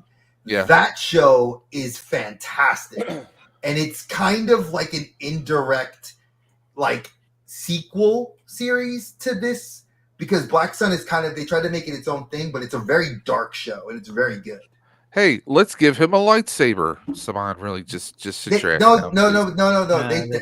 That's actually from the show. That's actually the Japanese version, and it's not the first or last time we see lightsabers on some Kamen Rider. Sorry, I was just gonna say, Dave, you thought that you were pointing out his lack of creativity because apparently I was just pointing out someone else's lack of creativity. Say, no, not that. That he didn't even have that. Like he had to copy somebody else's. Yes. Here you go, Dre. Marvel Comics Saban's Masked Rider. Yeah, I saw that in the stores, and the artwork was cool. It drew. I was a comic book collector as a little kid. I loved reading it, and I wasn't even a little kid anymore. Great. That was not in '96. I was going to college at that point, and I do remember getting it. Yeah, that's exactly how I felt. Look at that ugly platypus when this was coming out, I was again already older, but I grew up just again falling in love with the designs, not unlike I forget who it was earlier Beast, saying Beta Ray Bob. Beta Ray. Yeah, it's like I grew up with Kamen Rider kind of burned in my brain because I just thought it was so cool. Like obviously I have a thing for sort of anthropomorphic animals, but the notion of like a bug creature, the body horror of it, that actually does get played up in the original series and stuff. I thought that was so cool. So when I heard Saban was going to do a thing called Masked Rider, I was like, dope. Let's check this out. They're going to take that old stuff. Don't not realizing at the time, because at the time I didn't fully understand Kamen Rider in Japan and how it had sort of evolved in multiple series. So even seeing this was newer than the Kamen Rider that I remember seeing from basically the late 70s and early 80s. And so even just the look of it was not quite, there was something even around, the original source material that I wasn't as into compared to the earlier versions of the Riders. And then by the time you add in the, you say Mork from Mork, which I think is pretty good. Mm-hmm. Just not as cool, but the sort of alien thing, and there was just the little furry dude. It was just similar to not as bad as Beetleborgs. I felt like this one was a little bit more coherent. But then you mix in, getting adopted by this fun little American suburban family. It was just like I couldn't hang, and so clearly, like a lot of it had to do with my bias because I thought I was going to be getting some of that that cool Kamen Rider that was in my brain from the late 70s and early 80s, and this was a later iteration that I've watched the series since then. I was like, oh no, this is cool, but the design of it was just a little too robotic for me. I like the dude in the almost like biker outfit and the scarf and the cyborg aspects of it. So all around for me, like this was just, I had high expectations and was so excited and was kind of let down when I saw it. So most like Beetleborgs, who I had no context for, I wasn't familiar with the source material at the time, and I just thought, oh, they look cool. I don't know anything about them. There you go. New. So Vern had a V3 helmet as a kid and ride around the neighborhood with it. Yeah, V3 was one of the earlier Showa series, so that's I think it's really cool because those helmets now are very expensive. Like they do sell them. Big Camera, which I actually just watched because my boy here Brick, he was telling me about it, and I got to watch. If you guys watch Spanian, I love him on YouTube, great guy. He actually went inside of one and he showed like where they actually have like the toy section. And he did a quick pan, and I saw the helmets and stuff. It's like it's so cool, and you can go buy these. Now they're not cheap; they're very expensive. Even with conversion rates, they're still like $300 or $400. So they're very cool replica helmets. Guys, is this the comment of the night? Dear alien civilization, stop sending your princes and princesses here to hide. It ain't safe. Yeah. It's true. I will give that the comment of the night. That definitely it's true. Not only for Sentai or Cartoons did it too. No, the new Masters of the Universe. We're not gonna if you know anything about that, you already know where we're going with that. So please stop sending your princes and princesses. What was it? Men in Black 2. They did it there. They did it everywhere. It is a tired ass trope. Thank you. So Allison, your comment is now being pinned for the remainder of the stream. This is the comment of the stream tonight. Exactly. When we talk about that. Well, yes. I think it's a tie to that one and also the GIMP comments. That's kind of like both by her neck and neck. Both by her. So there you go. So again, the show was considered a commercial flop. Everybody that's overseas, and here's the interesting thing: when we go to the next show, for those of us that, and anybody in the audience that has any family members that lived in South America, lived in Puerto Rico, lived in Mexico, and even in Canada, these shows were air dubbed, and you were able to watch the Japanese show unfiltered. So would have been exposed to these shows, and that was the cool part,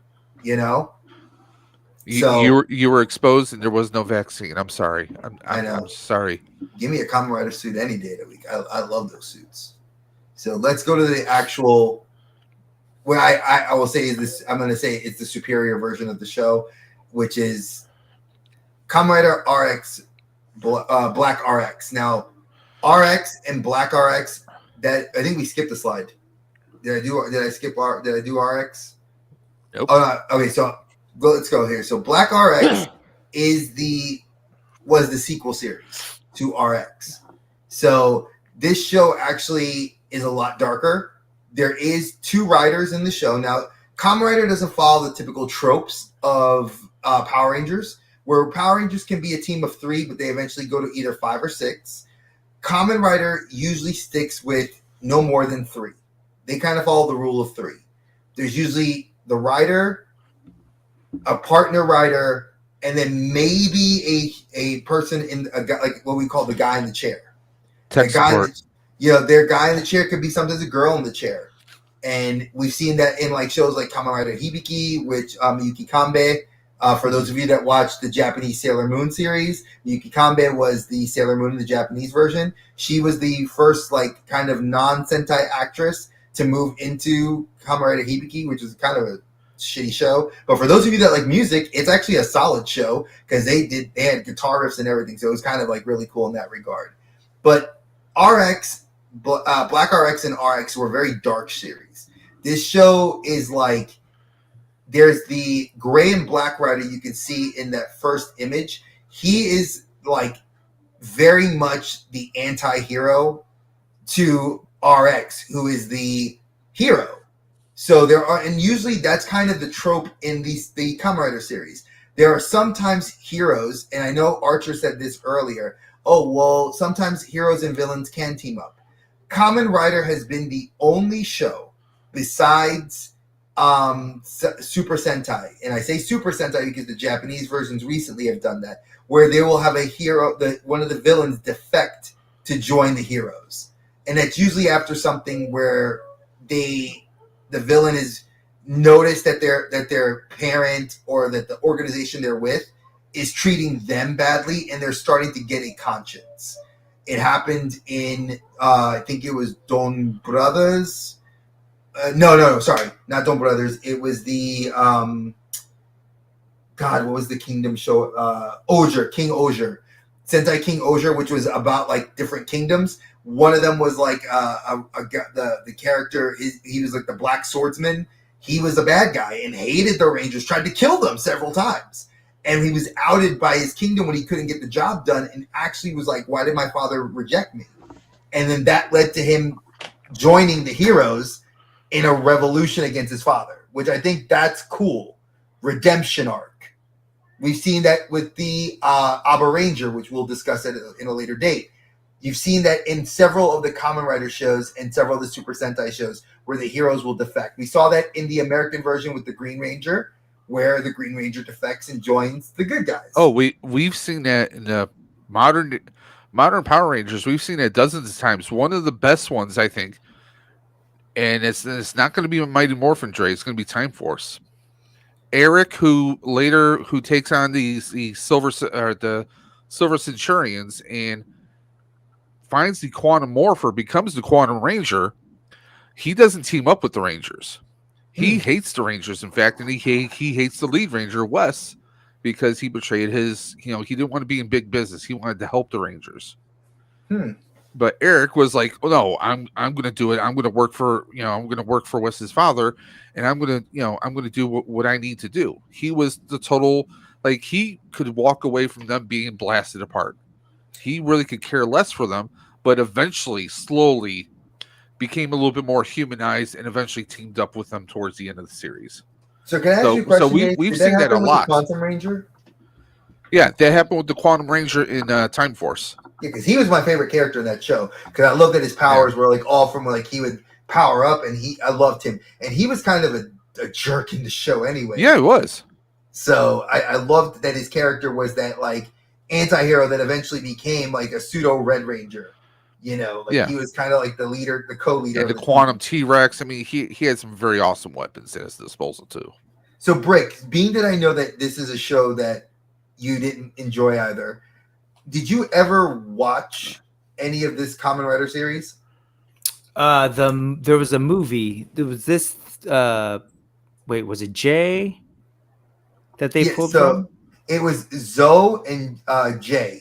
Yeah, so Kamen Rider Zoe, I've watched chunks of that, and Jay I watched. Okay. And because I actually the reason I looked at those was because I was trying to reconcile how I didn't like Master Rider when he came out and the way that sort of looked, and it was cool. The other piece of this is like there are a lot. Like these shows are big, and as you said, these are some of the shorter ones, but like there's a lot of material to go through.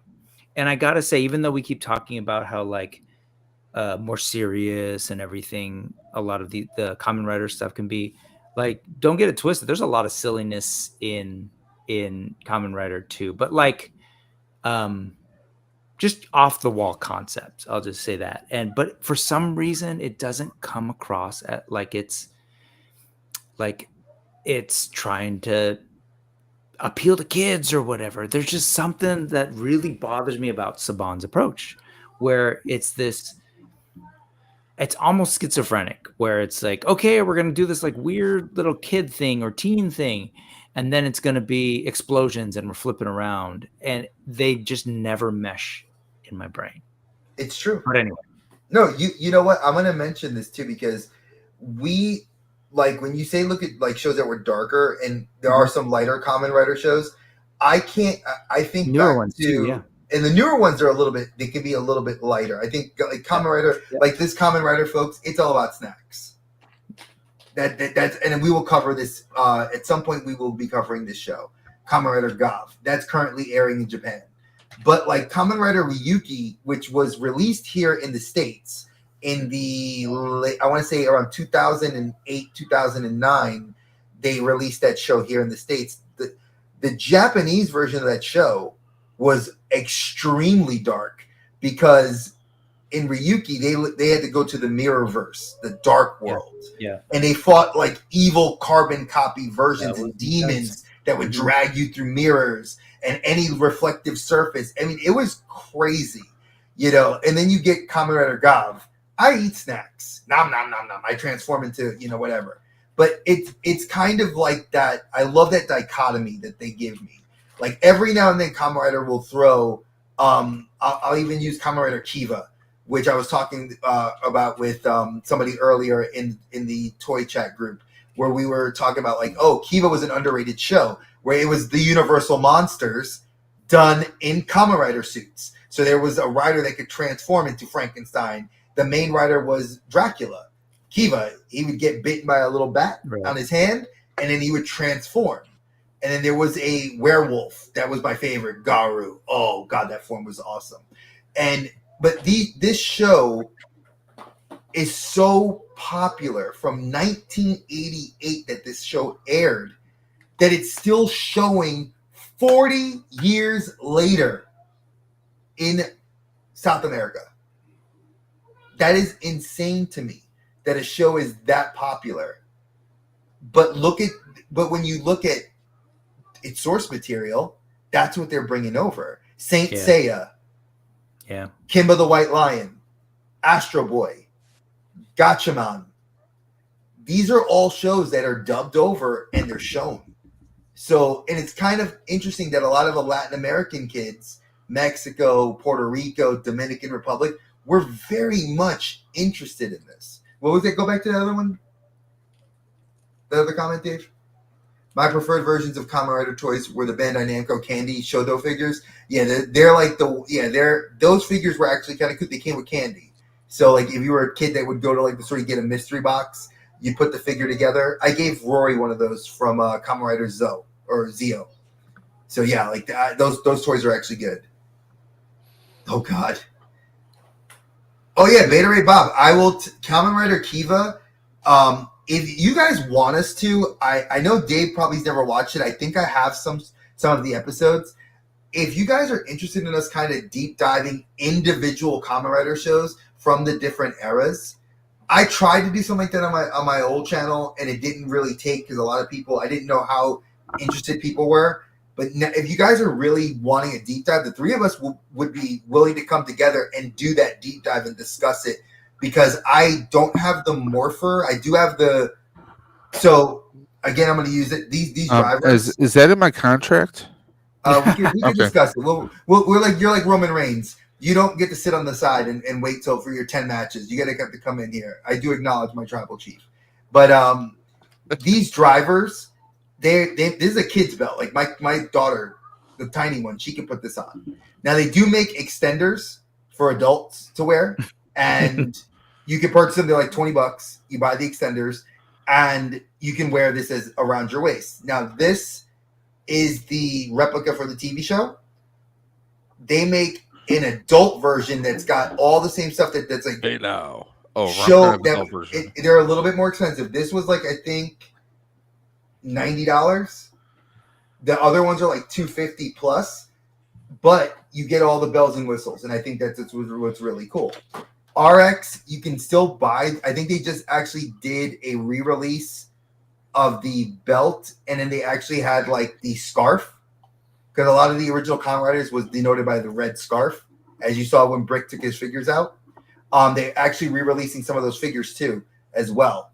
So, again, I can't speak any more positively about this. I love the fact that you look right there. You can see the scarf. Hold on one second, guys. Yeah, sure. We're gonna make Brick big. Oh no, these are There you go. These are also from these have sort of more creative, like mid 2000s takes on the characters as well. So this isn't exactly based on the originals, but you get the vibe. Motorcycle jacket, a lot of like if you think Ant-Man in the MCU, when I saw Ant-Man in the MCU, I was like, oh my god, they're totally channeling Kamen Rider. That's how I saw his outfit. But anyway. No, but you're 100%. What were you saying about him though? What was your point? No, I said I love that kind of denoted the scarf from Showa era. Yeah. That every single rider, because Dave bought me for my birthday last year one of the few rider figures I'd never gotten, which was Amazon's, and Amazon's even has that. Oh, that's Ryuki. No, it's not Ryuki. That's Kuga. Sorry, it's Kuga. Kamen Rider Kuga. Kuga was a great show too. I wish that America had gotten that. Fours. And it gets wacky, but there's just something about the wackiness that I don't know. It's like Doctor Who wacky, Yep. if that makes sense. It's not, hey little kids, like let's have these cute monsters. And if you watch a lot of Doctor Who, sometimes they're like goofy looking creatures, but you still there's something about it where you're meant to take it. I don't know. It's really hard to nail. What was that about Doctor Who? I love Dave. Look at he got his sonic screwdriver. Yeah. Dave is a Whovian.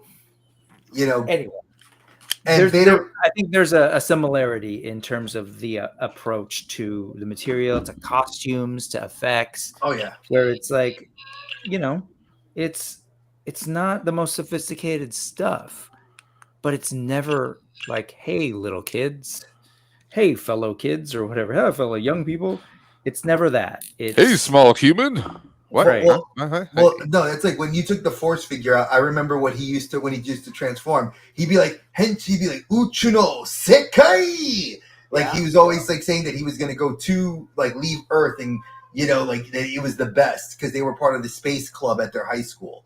And I love that. Oh, Sky Rider. There you go, Dre. Beta Ray Bob says, if I was going to get any Kamen Rider driver, it would be the one Skull used.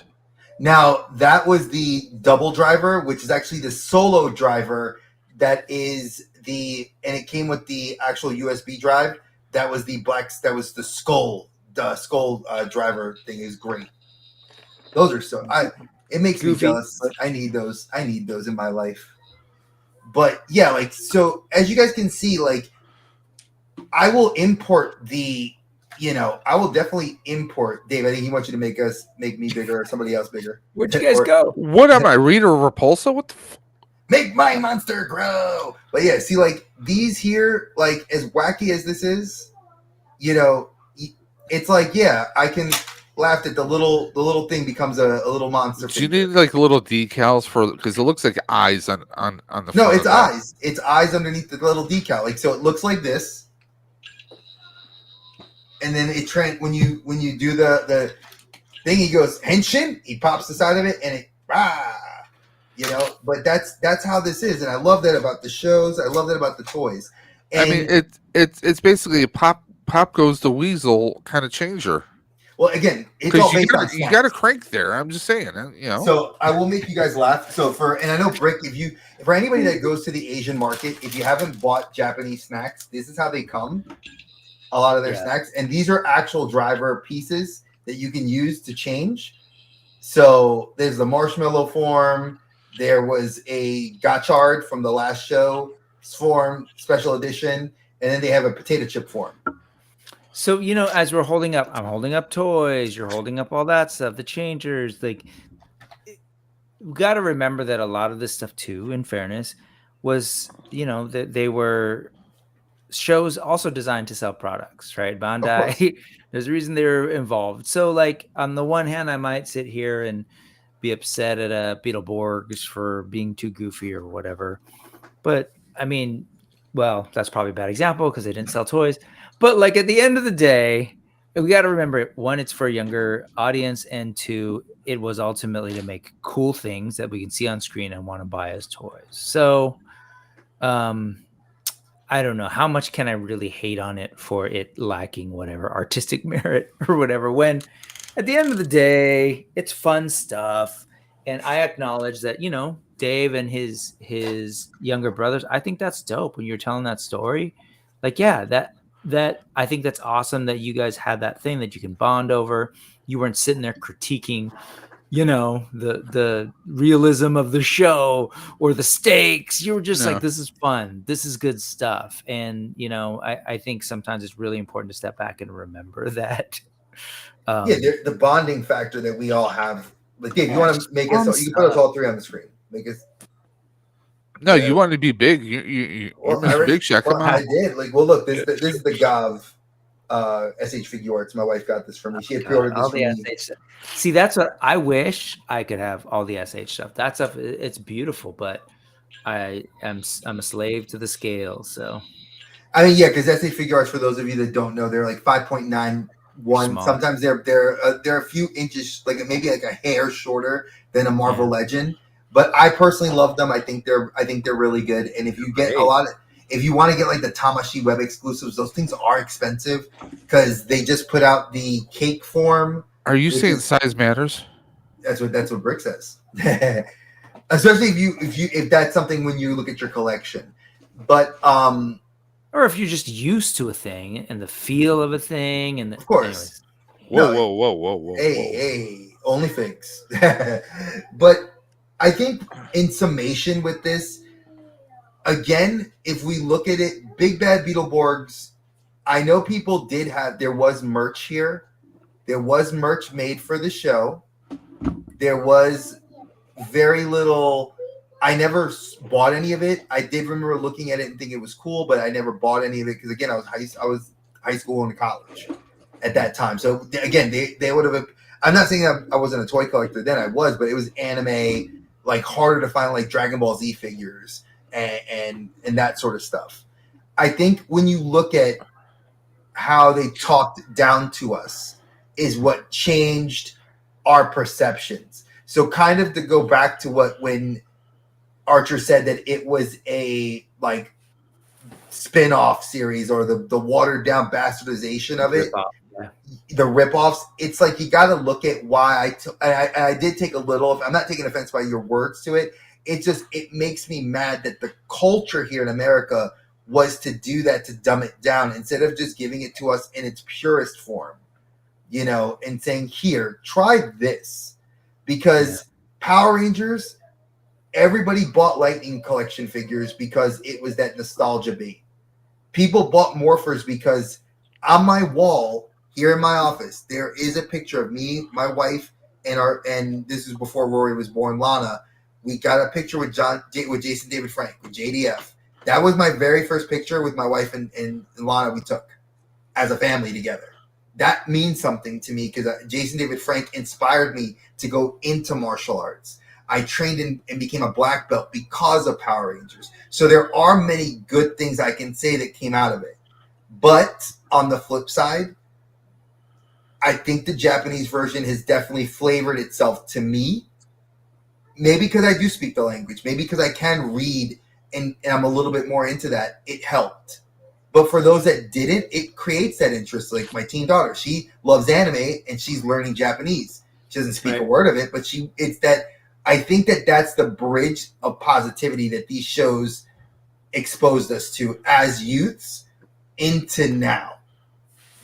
And hopefully, again, hopefully Rory, she watches them with me. Hopefully when she's older and she's like, Papa, I want to watch this. Let's watch it together. And I get to kind of relive that campiness of those shows. But who knows? I won't know till later on because Lana doesn't have interest in those shows. My wife has sat down and watched it because we grew up. We're only 4 years apart, so we know what it was like. But the next generation, who knows? Yeah. But I think we kind of all agreed that this was a haterade. So this was a haterade. No, it was a cleaning of the palate. Yeah, because it was a cleaning of the palate because as you age, your tastes differ. You might have really been into dark chocolate. Maybe as you get older, you're more into orange, or just regular milk chocolate, or maybe you like a little bit when you were younger. You liked a lot of spiciness, a lot of seasoning, and as you get older, maybe not so much. Our tastes, they change over time, and that's what it is. We are kind of revisiting it. We are maybe re-adjudicating our palate. Would that be an okay use of that word? I think, or a reevaluation is that better? I think it's kind of like, I think the way you said it, reevaluating looking at it through the different lens. I think Dave and I've said it best. We're not official every critics. Year. What? We're not official critics, but when I look at a movie now, I don't go in the same way as like my cousins or my brother does. My younger brother, he'll go into a movie theater and he's like, Dre, I love this, I love that. And I'm like, yeah, but did you not pay attention to like the cinematography? Did you not like looking at this? Did you not like looking at that? And he's like, why do I give a shit about that? And I'm like, Like last night, me and Dre we were talking. mhm. Okay, we were talking to the wee hours. I was saying how I was watching the movie The Gorge, and he was like, yeah, it's a decent popcorn movie." That's what he said. I Exactly. actually was enjoying it. It was something Which different. movie? The Gorge, Gorge the one on with Apple TV. Miles Teller Okay. and Anya Taylor. I have Okay. it. I'll put that on the drive so you can watch it. Anya Joy Taylor, yeah. Yeah. Anya she's Taylor good. Joy. Oh yeah. And she's speaking Spanish. Wow, when she speaks Spanish, it makes her just that much more hotter, like 10 times levels. Yep. How beautiful. But yeah, like I'll put that on the drive so you can watch that because I think it's a good one-time watch film. That movie, one-time watch. I didn't want to watch it again, but I will put it on the drive for you to watch it. It's on Apple TV. It's on You have, Apple TV. you have Apple TV? Oh, I didn't know if you did. I don't. Yeah. I stopped paying for it, so that's why I was like, found it bootleg, and I enjoyed it. But again, watching these things, like Dave said, and having two of my closest friends that are interested and look through the same similar scope. Like we grew up with it, we've been exposed to it. We're not a far apart. Dave and I are the same age, and Brick is only 2 years older than the two of us. So we're all in that same age group of growing up. Brick's the old man here. Well, old man Brick, you know.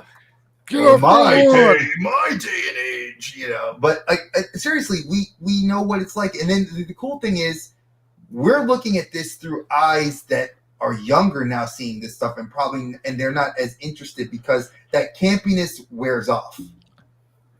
And I think that's where it's like Monty Python. We love Monty Python. That those movies and the TV show will always make you laugh.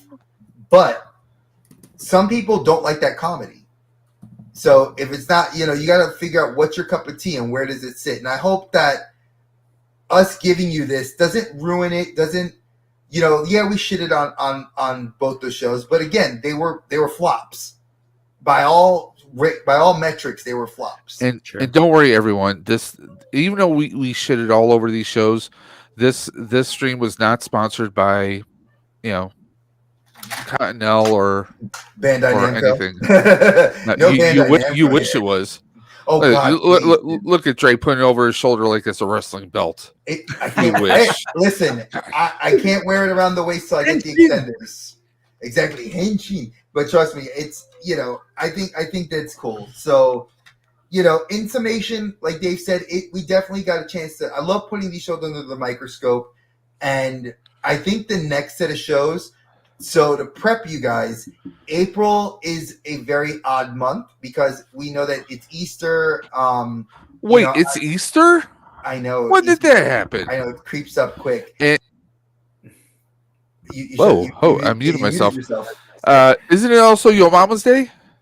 No, it's what was? Or is that May? That's May.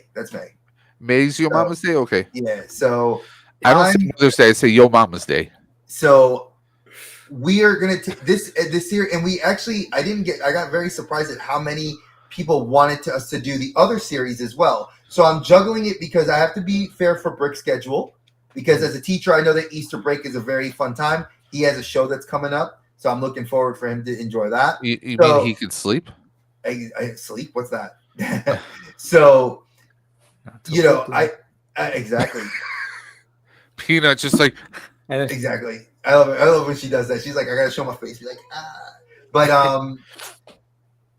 so we love these shows. I love us going over the microscope. So wait till May 2nd is when we will bring this series back, and then we're gonna continue it forward. So we are gonna be going back to the other series in April, which Thanos is gonna come on, and we're gonna talk about some more shows that shouldn't have been remade. And and talk about some more of those that made the cutting room floor. Thanos will be coming on a stream, aka the greatest hair in toy collecting, or should we say the greatest long hair in toy collecting.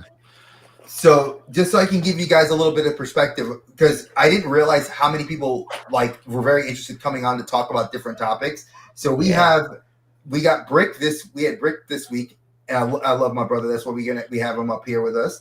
We got Latin Legion's Tony. He's going to be coming on next week to talk about horror films that he loves. And Dave and I decided to take a challenge. So Tony, I know you watch me. I'm not telling you the list, but Dave and I decided to, because of the films you chose, was within the year 2000 to 2010. Dave and I decided to put our list of our top 4 horror films of that time period. So it's definitely, we've done the best horror films of all time, but then we had to challenge ourselves. And Dave and I discussed our list already. So Tony, are we going to allow doubles in case you and I pick the same film? That's fine. I don't mind if we do, because there's not a whole lot. There was a lot in that time period that was good, and there was a lot that was bad. Then we have Mr. Punk with Toys. He's going to be coming on, and we're going to be talking about war films. And then, because y'all heard me, and everybody, I know some people mentioned to me, like, oh, do you have beef with Archer? No, Archer is one of the best guys. I've known him for years. He's an awesome dude. Roast beef, turkey, what are we talking? Prime rib? Exactly. So Archer's going to come on, and we're going to talk about a topic that I think Brick's going to definitely be in the chat blowing it up. I can't wait to see it. Woke media. We're going to focus on we're going to focus on 4 different 2 shows, 2 movies. How many of those are Marvel? What? I think 2 of them, actually 3 of them are Marvel, and one of them is a Disney property, but it's not. It was actually a Lucasfilm property, so it's not Star Wars. So we're gonna leave it at that. Oh, it's not Star Wars. Okay, I was about to say. Acolyte, what? No, we're gonna mention it's so basically the 4 shows. One that you can't watch anymore.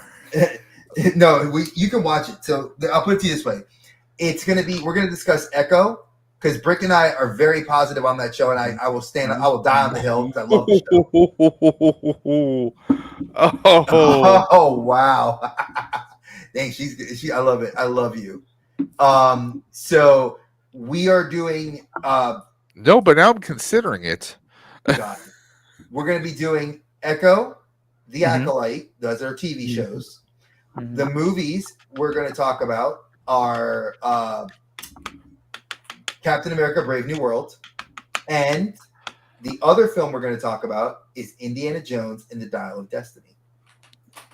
Because if you did not know, you can look up woke media, and when you look at all the ways that the media attacked those films for being too aware of things, I'm sorry, like, you actually look at the actors.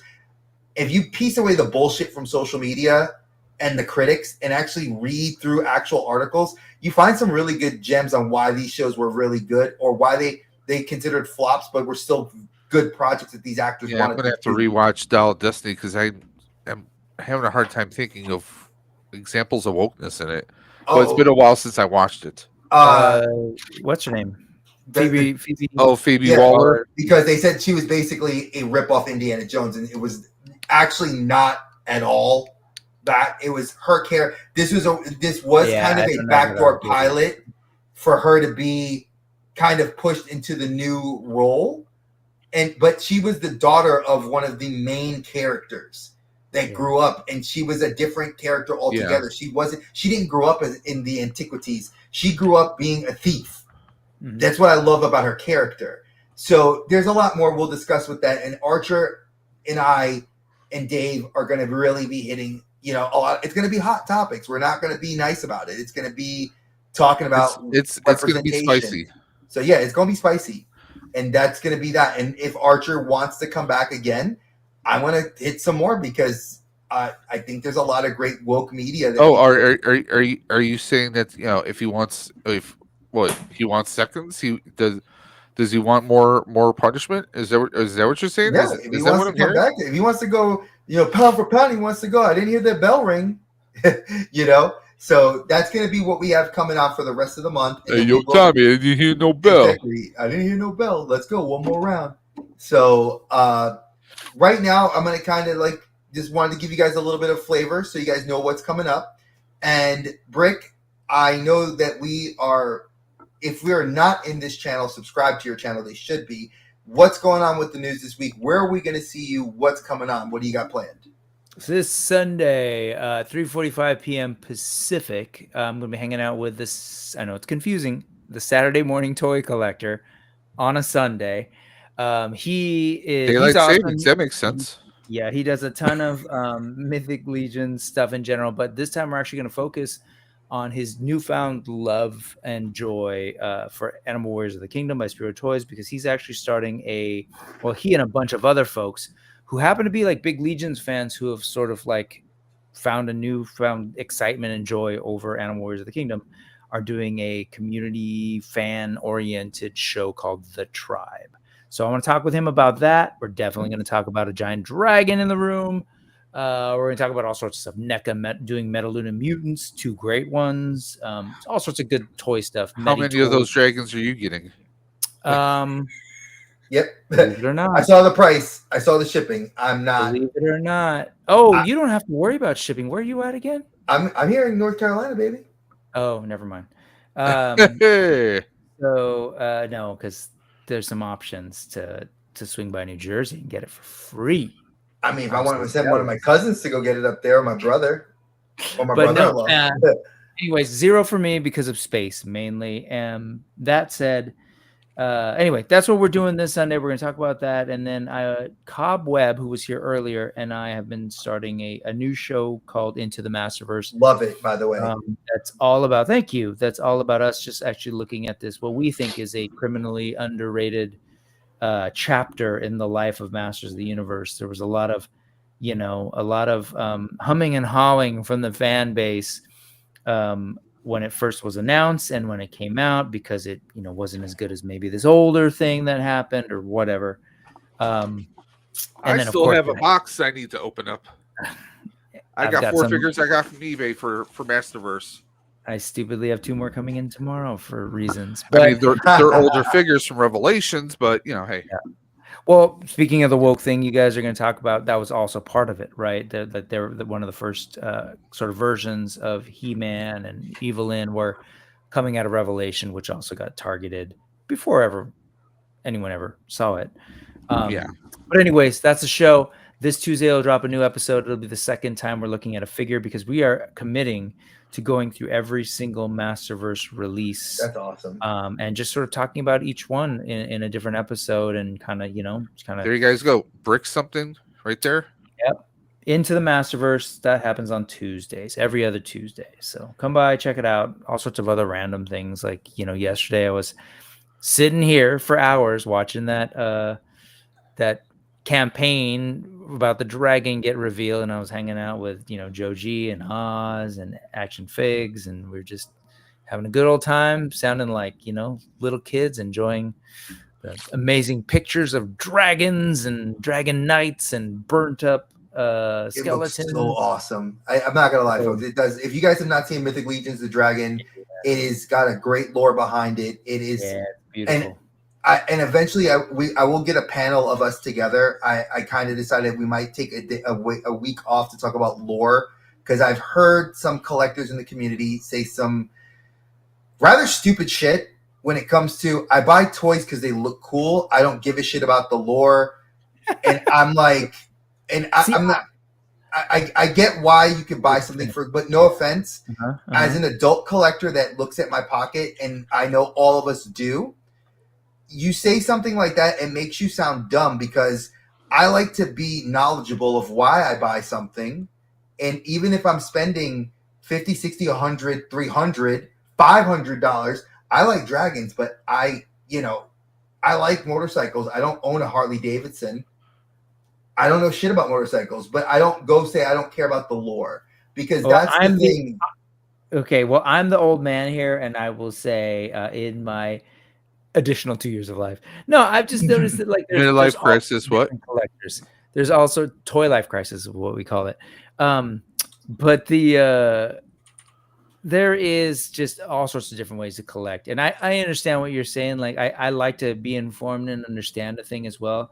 But I'm with a bunch of folks too. Like sometimes shit just looks cool, and I want that. So anyway, I wouldn't state it as strongly as you would. I hear you, but that's why I wanted to have you on, because I know that when I said that, Dave and I are very similar. So are you and I. Like, if somebody were to say, "Oh, why do you buy Kamen Rider?" If I didn't know shit about Kamen Rider, yes, the suits look awesome, but I'm sorry, a $55 figure, I better know something about it. $100 driver. I better know something about this damn show. And I'm Well, sorry. we could definitely talk because But- I'm looking at some ogre. And we promise Dre will change his shirt. Okay, we will I promise know. the next time Brick is Allison, on, Dre will I put a will different shirt on. I will do like a Hogan, and I'll go like this. I'll go like and I'll have like a new one underneath. I promise. Just go like count 4 layers down next time, Exactly. and then just keep going down. There's some good stuff down there. You got to get. Yeah, He'll pull a muscle doing it, but he'll do it. Yeah, I got that. Trust me. But I do now. I wanted to apologize to everybody. I did not get to film the Your Friendly Neighborhood Spider-Man representation in cartoons this week. I was sick. I actually went to the ER on Monday. My knee is actually extremely swollen, and the only reason I'm standing upright talking right now is because lovely pain medicines keep me happy and not in pain. I'm going to be actually going Monday to seeing my first orthopedic in a long time to get it looked at. So I promise that episodes 5 and 6 will air.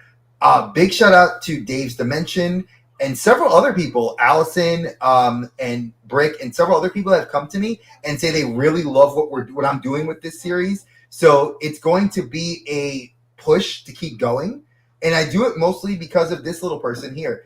A lot of the shows I want her exposed to, I do want her to see herself in the characters that she watches. Because I remember growing up, Spider-Man didn't look like me until 2010. You gave me Brian Michael Bendis gave me Miles Morales.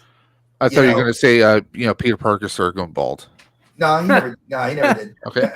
There were other villains that did that, like Fisk and everything else. But I want there to be, and that's kind of why I like doing this series. It's fun for me. It's a bonding experience with Rory, and I wanted to talk about that. So I will be doing that. I am doing a toy review because I was able to find.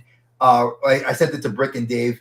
I got the Reptile, the Doc Connors, Spider-Man. Wait, you get the what? Reptile is a Latin American character. He was on the show. Okay. He's a character that could transform between any dinosaur because he has an emerald a crystal in his chest. Dave, I think you were thinking about his family situation because Reptile has some dysfunction in his family. Is that what you were wondering?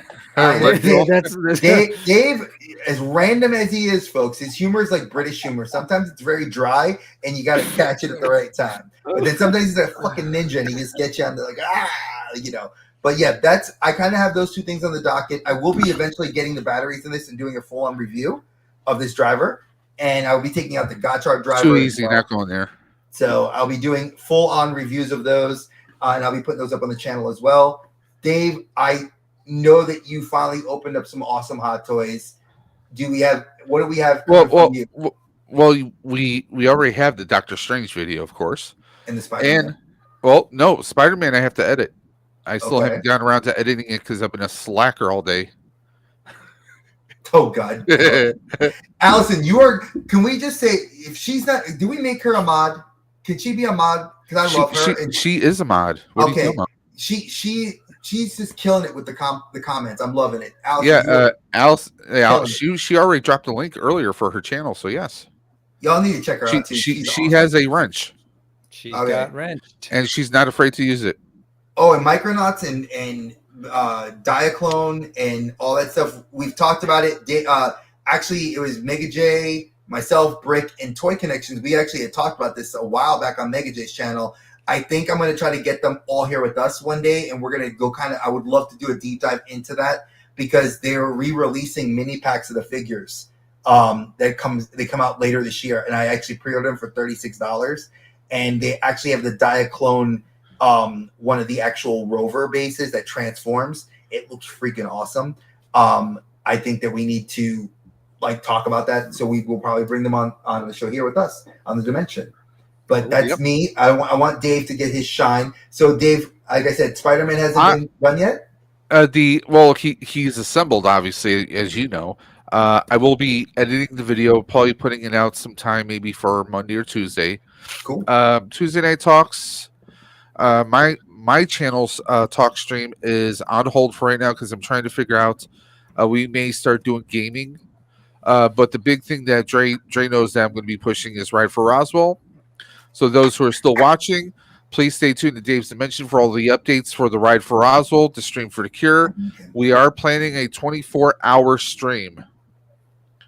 Now, what we're going to do is right now we presently have a hot toy secured to be given away as a grand prize.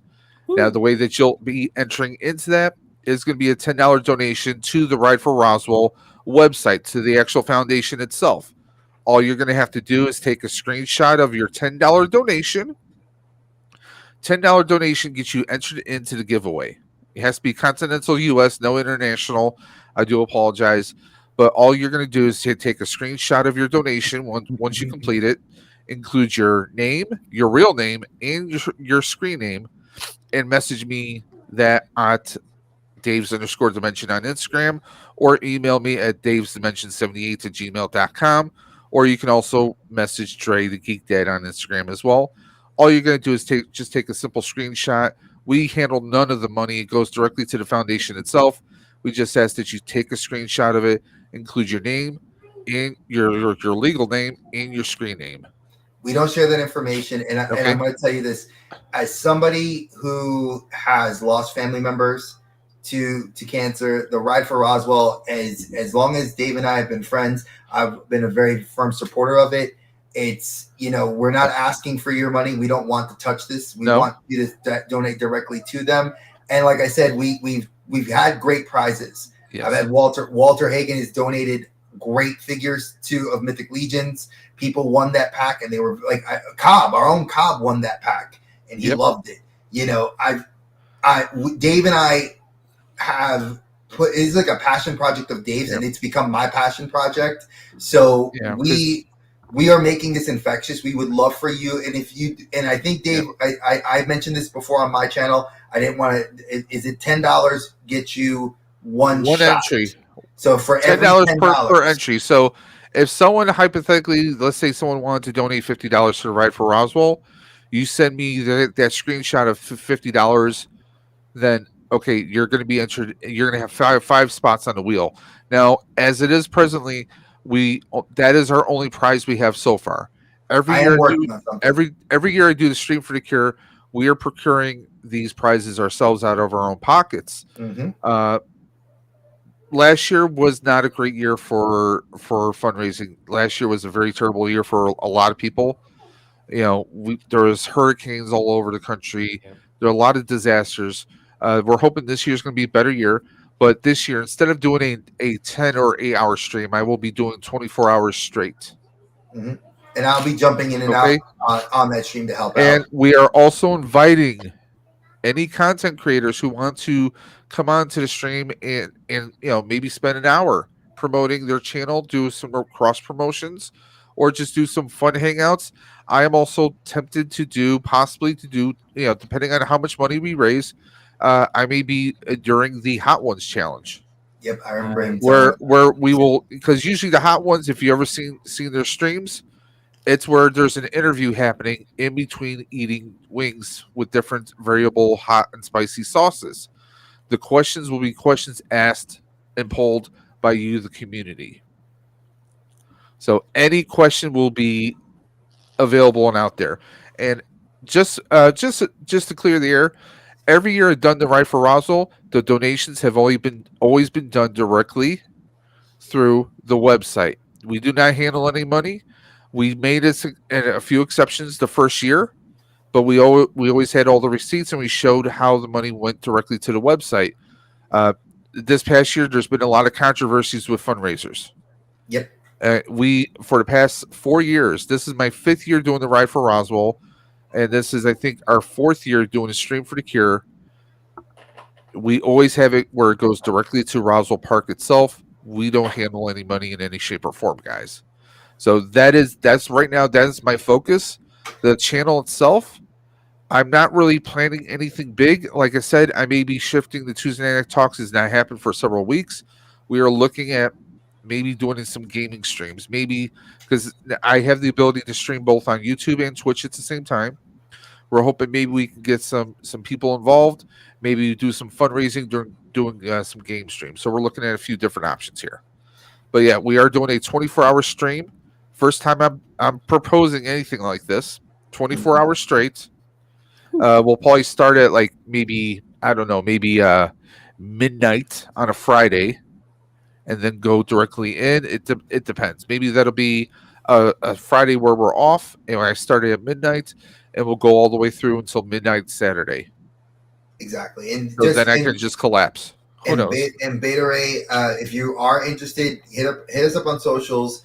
Dave and I, you hit up Dave, and Dave and I will confer. I do know that Oz and the Clubhouse guys want to help out. They've already expressed interest with us, and we're going to be working with them. And a lot of people are sharing it. So if you guys, like I said, it's going to be a lot of fun. I know some people are actually looking to donate something. I'm going to be trying to get a comic book box together from my local comic shop. They always want to donate. And just to explain, if you donate $10, that $10 doesn't. If we're doing multiple prizes, which obviously according to Dre we are, if we do multiple prizes, that $10 donation gets you entered in on every wheel. Mm-hmm. It's not $10 per. Oh, I have to spend $10 for this wheel and $10 for that wheel. $10 donation gets you in on all prize wheels that we will be doing. Yep. So $10 is not much. $10 is like a couple cups of coffee right there. Yep. I mean, hell, you can't get a large pizza nowadays for less than, $25-$30. So, it's not that much, and everything goes to Ride for Roswell. This is the 30th anniversary year for Ride for Roswell. They've been doing this for 30 years now. The foundation itself, the Roswell Park Comprehensive Cancer Institute, has been around since the late, I think it's 1890s. So it's been a long-standing institution in Western New York here. My father passed away from cancer. My mother had a form of skin cancer all her life. Cancer is something that's taken away people from my wife's side of her family. She has been doing the Ride for Roswell. I think this is her 10th year, and this is my 5th year. So it is a cause that's close to our heart. So, This is my 3rd year with you doing this. Yeah. So that's what we have got. That's what we have going on, guys. Like I said, I am exploring some potential games. We might be doing RoboCop as a game stream. That'd be fun. I would love to do Ghostbusters Spirits Unleashed, but I know it's a bit of a niche game. It doesn't have a very strong following as far as viewership goes. But we're thinking of doing RoboCop, and I'm evaluating a few other interesting games that would be fun to do. And no, Marvel Rivals will not be on the list. Sorry, Dre. But I'm good at it. I'm really good at it. I'm competitive. Come on, man. You're good at it. I am. Bro. You are good at it, bro. I'm not gonna toot my own horn. I play comp. Brubman for the second floor is not good at it. So I know. But I do, also, we got a lot of 3D printing guys. That is true. Dave's been doing a lot, but I will say that the prize, if I cannot get the comic book box this year, I will be supplying something from my personal collection I've been holding on to use for this. I will see if I can't procure that box. I will put up 2 figures to go towards this, and those 2 figures will be a package deal. So just let you guys know. Maybe I'll make some light boxes and we'll do those as prizes. Something I've been expanding to 3. These are 3D printed, by the way. They look awesome. Just so you guys know. They're clean, man. Yeah, he's sent me pictures of those. I can't wait to get mine. I'm getting a Miles Morales one. So, but folks, I think that I hope so. I hope so. I just want to say thank you, obviously, to Brick. I love when my brother comes on here. I did want to. I'll talk to you about when we go backstage. Because I had a couple questions about something else I wanted to ask you. Off camera. Again, that figure looks awesome. By the way, there is one thing I want to do. After you guys are done watching The Outer Dimensions, go check out the stream that I just put into the chat.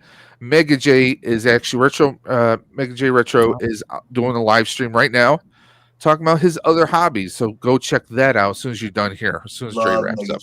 Love Mega J. So I do want to say thank you, obviously, to our brother Brick.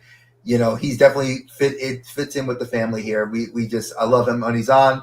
And anybody else, like I always say, if you guys ever want to come on the show and want to participate in any of the topics, you're always welcome, as long as you're respectful. And we are a little zany. We do drop some language, but are we the Animaniacs? Is that what you're saying? Yeah, but we do plan to be a little like the Yep. one thing is at the end of the day, I do respect the You're from Beast Kings. He's been chiming in and has some really good point of views. I would love to have him on with us one of Beast. these. So go on our socials, Beast. Let me get your information so that we can talk to you, so we can get you on, and we can work. I can work the schedule. Like I said, I'm booked now. Our show is booked straight through till May. We are currently May is getting filled up, so anything will be starting June, and we will start adding people for June because I didn't realize how fast with everybody that approached me that wants to be on. So as soon as you guys are ready, we will get you guys on. Yeah, she thinks she's Spider Rory.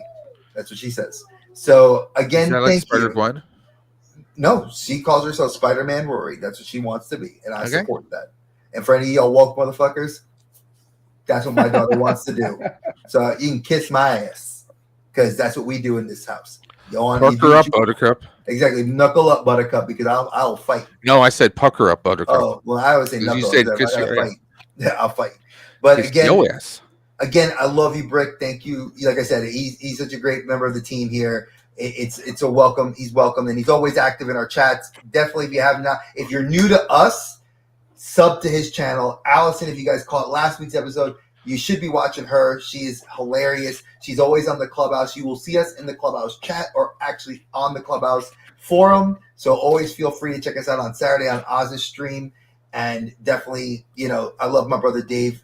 We always we started this, and we're going to keep this running till the wheels fall off. He says that when I have a box coming his way, listen, he's full of shit because his box is over here that I send him, and he knows he's getting some cool shit too. So go again. Check out Toy Connections, please. Yeah, I honestly, Beta Ray, I didn't realize how it was going to be, but we're pushing. I want that. I want to. I've been trying to stay out of the mythics, but and there's Allison's channel right there. Rolando was sharing links earlier. Rolando, big shout out to you. Thank you for being the great moderator you are. Again, folks, I need that.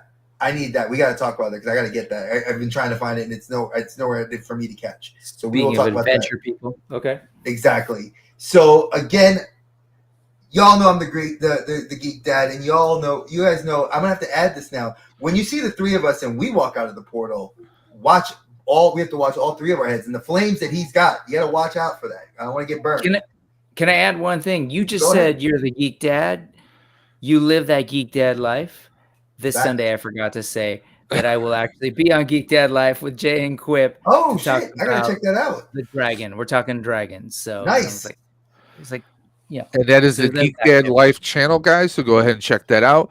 If you're not familiar with Geek Dad Life, they are always collaborating with Yes Have Some podcasts and many, many others. Toy Galaxy, I believe, as well. So go ahead and check out Geek Dad Life. That's all you have to do is just type in Geek Dad Life and check them out. This Sunday, do you know what time that's going to be? That's at 6 p.m. Pacific, 9 p.m. So Eastern. 9 p.m. Eastern, guys. All so right. go ahead and check that out. But guys, until next time, you know what I'm going to say. Watch it as we exit the portal. We'll catch you on the flip side. Take care, guys. Peace. Dre and Dave hit it hard in the dark, spinning tales from the void never bark. Movie shows, they tear apart. Dimensions clash, they ignite the spark.